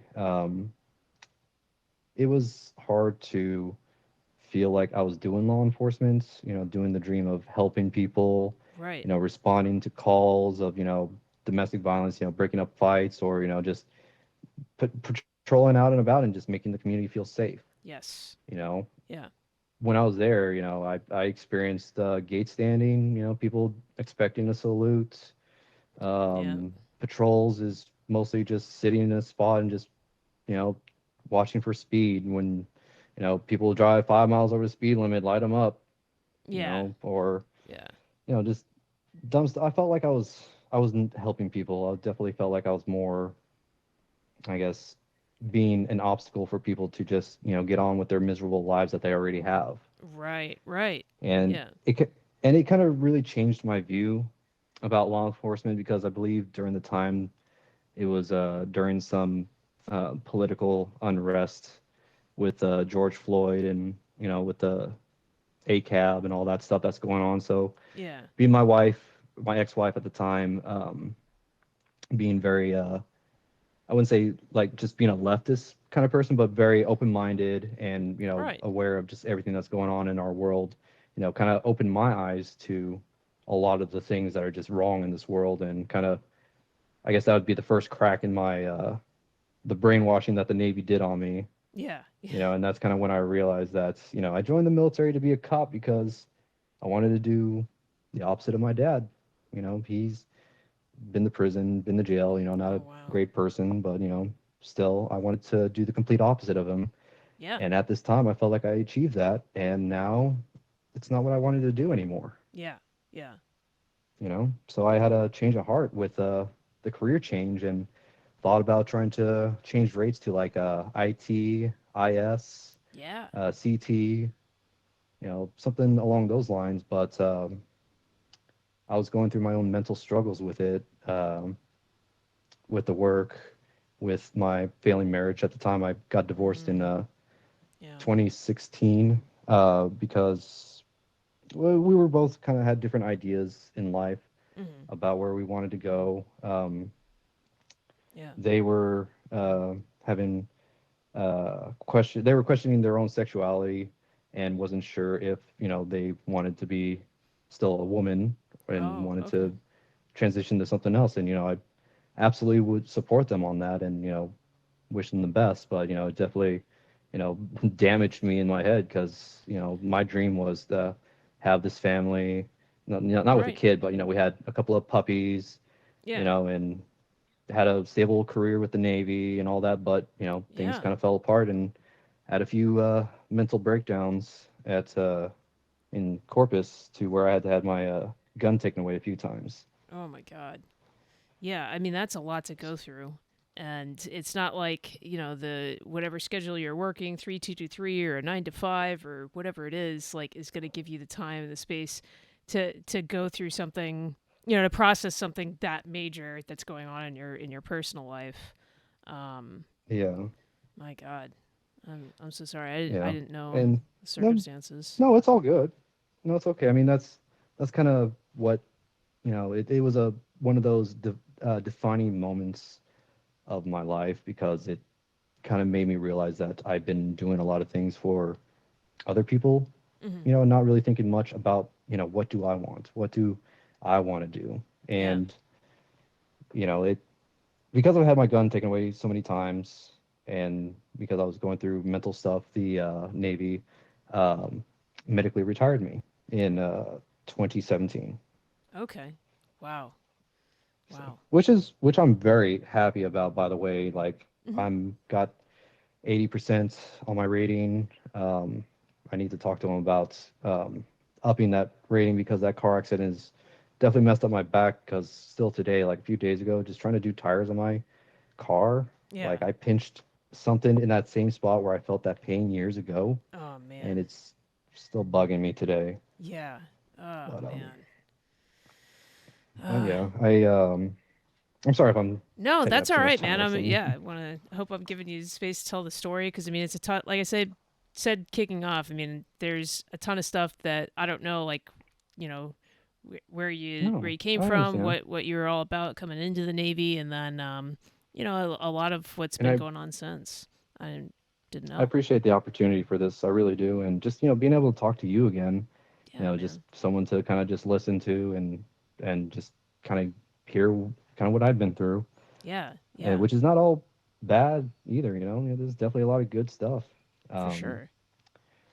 like running into Rayon at Oh, Corpus was a thing. yeah, yeah, I was before this interview, I was thinking about Rayon and how our first interactions at Bangor left a yeah, sour taste in my mouth, yeah, and then knowing that he was coming to Corpus kind of was just like, oh my God, this is just like the icing on the shit cake yeah, of being yeah, in Corpus. yeah, But after experience Rayon at Bangor and then experience him in Corpus, it's definitely a change, like a yeah, maturity is something that's kind of growing within him. It's very yeah. small, But but it's there. It's perceptible, something noticeable. perceptible. Yeah, Yes, that's he's what counts. he's realizing. Yeah, he's starting to realize that his shenanigans is kind of frowned upon, and that Yeah, he should kind of mature up a little bit. So that's something I curious started weight. to see. Yeah, carry his weight when working with him in Corpus Christi. I mean, there were times that it definitely was being a goofball that Rayon is, but there were times when like when he was a patrol supervisor, it's just like you know, wow, doing really good, That's good and it's just something I feel like I could be proud of for him for sure. because seeing him from Bangor being a seaman that's fucking doing fucking hand signs at people, doing crazy stuff on the boat and just annoying the shit out of people, being the Yeah, dipshit that he can be sometimes. yeah, yeah, I'm glad to see that, the Navy has matured him and that, I hope that he's doing well. yeah, yeah. No, it sounds like, I mean, it sounds like he was headed in the right direction there. But Yeah. well, with all of your experience and everything else, if someone was thinking about joining the military today, what would you have to say to that person? Definitely taking consideration of why you're joining, you know. Um, for example, I joined because I wanted to get into law enforcement. I wanted to help people. The reason why I did law enforcement is to help people, to feel like I'm protecting people, and to just be there for them when they need help because my childhood was not as good as what others people. So it kind of just depends on what you're going in for, and that you try to hold on to that, but also realize that things can change over years and that you may find something better or you may get screwed over. Yeah, It's kind of how you make of it. And it's something I keep hearing while in the Navy is what you make of it. So absolutely true. Yeah, don't let the bullshit of some once you do get in, if you do get in, I hope that person that's listening does get in. If they do, don't mind the bullshit of like the chiefs or the first classes or whatever rank they may be. They're going through their own shit and they don't know how to express it because yep, your character's broken down in boot camp and they try to build you up to be a fighter and a warrior, but not someone with compassion. So definitely true, come in man. with compassion if you can help it, but you know study up on the important stuff that they'll like test you on, but know that it'll mostly be like multi-choice questions, so it should be Yeah, easy. yep, yep, Yeah. that's true. And yeah, just make sure that what rate you want that you fight for it and just don't get handed whatever they hand you. Fight for what you want. Yeah. No, I think that's really an important lesson, to hold out for it. May not always come through in the end, but you know, it's uh, Yeah. it's worth trying for it, Uh, and you certainly proved it in your case. Beg, borrowing, and stealing to get into Master at Arms, and then to get into Harbor. I mean, you made it work for you. That's yeah. that's a good lesson. And I would also say apply that to just about everything in the Navy once you get into there. You want to take a class to do a certain thing. Like when I was in Bangor, I wanted to do VBSS. I wanted Yes. to be Visit Board Search and Seizure, so I went to SRFA 2. I pushed for that. I looked on the website that they have for the Navy on their classes when they have them, who to contact and the requirements. So Yep. look that up and push for it, in your command, and you know they'll see that you want it, and maybe one day they will. Just got to be Absolutely. persistent. Absolutely. Yeah. Persistence is definitely key. Awesome, Hmm. man. Well, I appreciate you coming on so much, and don't worry, I'll bleep those names out. We're all good Of there. course. But yeah, I appreciate the stories, the detail, and catching up. And I swear we will catch up someday when there isn't a recording button going on. But um, but man, thanks. I understand. I was going to ask, you're on the East Coast? Yes, I am indeed. New York City, Queens, baby. I would. I've been wanting to visit New York for so long. I just didn't know where exactly you were. So like, I'm going back to school, by the way, after the military. Oh, I nice, decided to go back to school to try to do automotive and diesel nice, because my smart. brother does automotive. Just trying to figure out what to do after the military was definitely its own kind of thing. Oh, it's huge. It's Um, everything. I'm still, yeah, I'm still trying to figure that out because after 2017, um, I went straight to Universal Technical Institute here in Sacramento, California, Perfect. for about 6 months before I dropped out because of mental instabilities that I was having and with the relationship that I was in at the time with my girlfriend at the time. Hmm.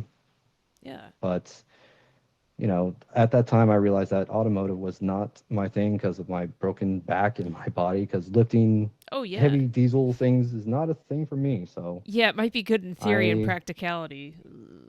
Yeah, be a exactly. tough So one to pull off. so I started going to school to do computer programming to get into computer science and see if that has any fancy over me. Hmm. Just trying to figure out what I'm doing. But Yeah. the hobbies that I do today now that kind of just help me pass the time and keep me sane is my glass art and my stained glass. Oh, awesome, man. Oh, that's so cool. Yeah. How long have you been I doing that? since I was 16, I'd Oh, say okay. 15 or 16. I Yeah. just never came back to it. Once I joined the military, I didn't come back to it until about 2020, really, Yeah. when COVID hit and we're in lockdown. I'm like, I can't go out, so what am I going to do to, spend the time instead of twiddling my thumbs? Right, So right. got Everybody's got to back into find glass something. and Oh, that's so yeah, cool, man. and I'm really happy with it and got some cool projects that I'm working on and finished a few projects myself on my Instagram if you've seen the green skull Oh, yeah, yeah. Well, or yeah, for YouTube in the description I can link to your Instagram. People can check out your pieces. Yeah, yeah, that'd be awesome. of course. And yeah, that's pretty much what I've been doing. And nowadays, um, actually in between semesters right now, so just been trying to fill my time with glass, audiobooks, and just kind of just trying to find my peace. And that's Right. the thing that I've been searching for after the military is just my own peace. Yeah. Yeah. No, that's a that can be a tough thing to find for sure, man. And Yeah, you know, and I felt like I found it up in Washington when I mentioned yeah. earlier in the story. Um, sorry if I keep going. There's No, just like no, dude, I understand completely. Like there are a lot of parallels and to me personally, it's like I think okay, Poulsbo, Washington, I don't really get like that specific geographic location, but I do get that like there's some draw that a place has for you and you can't really describe it to anyone else and you're like, "No, you just don't understand. I got to move there." I get that. That's why I'm in New York City. Like no at no point in my life did I ever think I would end up living here, but all of a sudden I was just yeah, like I think I got to go and people are just, "What?" I'm like, "No, just trust me. I got to go." And it's like I'm the happiest now that I've ever been and like if there's maybe you can't put it into words, you can't exactly put your finger on it, but it sounds like you can and you're Polsbo, I want to go there. Don't let anybody tell you that's crazy or what are you thinking or question you or whatever else. Like maybe try to figure out how to put it yeah. into words, or whatever you need to do or come up with a plan of how you're gonna pull it Hmm. off. But like don't ignore that. That's important stuff and listening to that and following that, like You're gonna find your Yeah. peace. You're gonna find your happiness, and it sounds like you're on your way, man. That's great. Thank you, Andrea. Yeah, man. That's awesome. Well, yeah, I'll definitely link to your Instagram with the glass. And are you thinking of turning that into a business, or it's more just a hobby for now? You're gonna focus on school for work Um, and whatnot. right now, right now I'm definitely finding more interest in just crafting things. You know, glass, metal is something I want to work with, Cool. like blacksmithing, bladesmithing, armor smithing if I can do it, Yeah. um, or woodwork, or just something with my hands. And I just have been realizing after the military, after all of that, gung ho, go shoot something, blow something up, jump out of helicopters and stuff. It's just Yeah. now that I'm not doing that, it's just what do I want? And peace is what I want. And, this glass has definitely been something that's been helping me with that. But right now, it's a hobby. But maybe sometime soon, I'd like to get onto Etsy and maybe Yeah. start selling some of these pieces, or maybe make pieces for people that would really enjoy it, or just other things. But right now, it's just a hobby because I don't have the facilities to be able to manage a forge, to get a lathe in, and just all the other large tools I would need. Because I live in the Right. suburbs in Yeah. California where it's dry. So Yeah. if I had a forge, people would be like, "Oh my God, there's a fire!" Yeah. Exactly. Yeah. You'd be shut down immediately. Yeah. Yeah. So I need to get a plot of land and my own workshop. But There I you do go. I do plan on getting Etsy and Yeah. creating stuff to sell. Oh, that's And maybe awesome. just do creative stuff as a career. Maybe I'm still trying to figure out what I want to do. Yeah. Well, we're all kind of figuring it out On together. that same So, boat. yeah, Yeah. nobody's anyone who says they've got it figured out. That's someone who's lying to you. So, Right. but awesome, man. That's so cool, and I'm so happy for you, man. Doing you know getting into something creative. Like I never really had anything creative, and doing it is just it's good for me. I get to talk, I get to listen. It rehashed some fun Hmm. stories of Rambo taking a dump on the pier, albeit a bit Yes. involuntarily. And it's great, man. It's a good Yeah. cathartic exercise having gone through the military and all that junk. So, Absolutely. I really appreciate it again for this opportunity. And oh, forgive of me, I course, think man. I did mess up saying your first name again. No, you didn't. No, I think you nailed it. So it sounded right to Andrea. me. Okay. Awesome. Well, I really thank you again for this opportunity Oh, to absolutely, man. Thanks so to much for be coming on your on. podcast. Yeah. Um, I have a my current girlfriend who is a former Air Force veteran who has her own experiences. If she'd be if you were Oh, yeah, interested absolutely. in, I could Yeah, introduce you to. absolutely. Yeah, I'd love to have her on. For sure. Yeah. Well, yeah, you have well, the calendar. I sent you a calendar invite. So yeah, yeah, definitely yeah, I'll send my phone number, email, all that stuff. I'd love to have her on. What's her name? Her name is Jasmine Mudsmith. She's on my Facebook account. Could Okay. probably hit her up on there. Yeah, I'll yeah. let her know um, that you'll be that you will be contact or could be contacting her, and to be prepared for that. Absolutely, But man. yeah, when I told her about this, she was like, "Oh my God, that's amazing." We were kind of talking about decompressing and stuff, and that your show is the decompression chamber. It's amazing, I know. and she would love to be a part of it. Oh, yeah, I'd love to have her on, man. Well, dude, thank you so much for coming on, for your stories, and for a guest recommendation. No one's ever done that before on a show, so that's a first, and I definitely appreciate it, man. Of course, it's great talking to you again. I hope to talk to you sometime soon.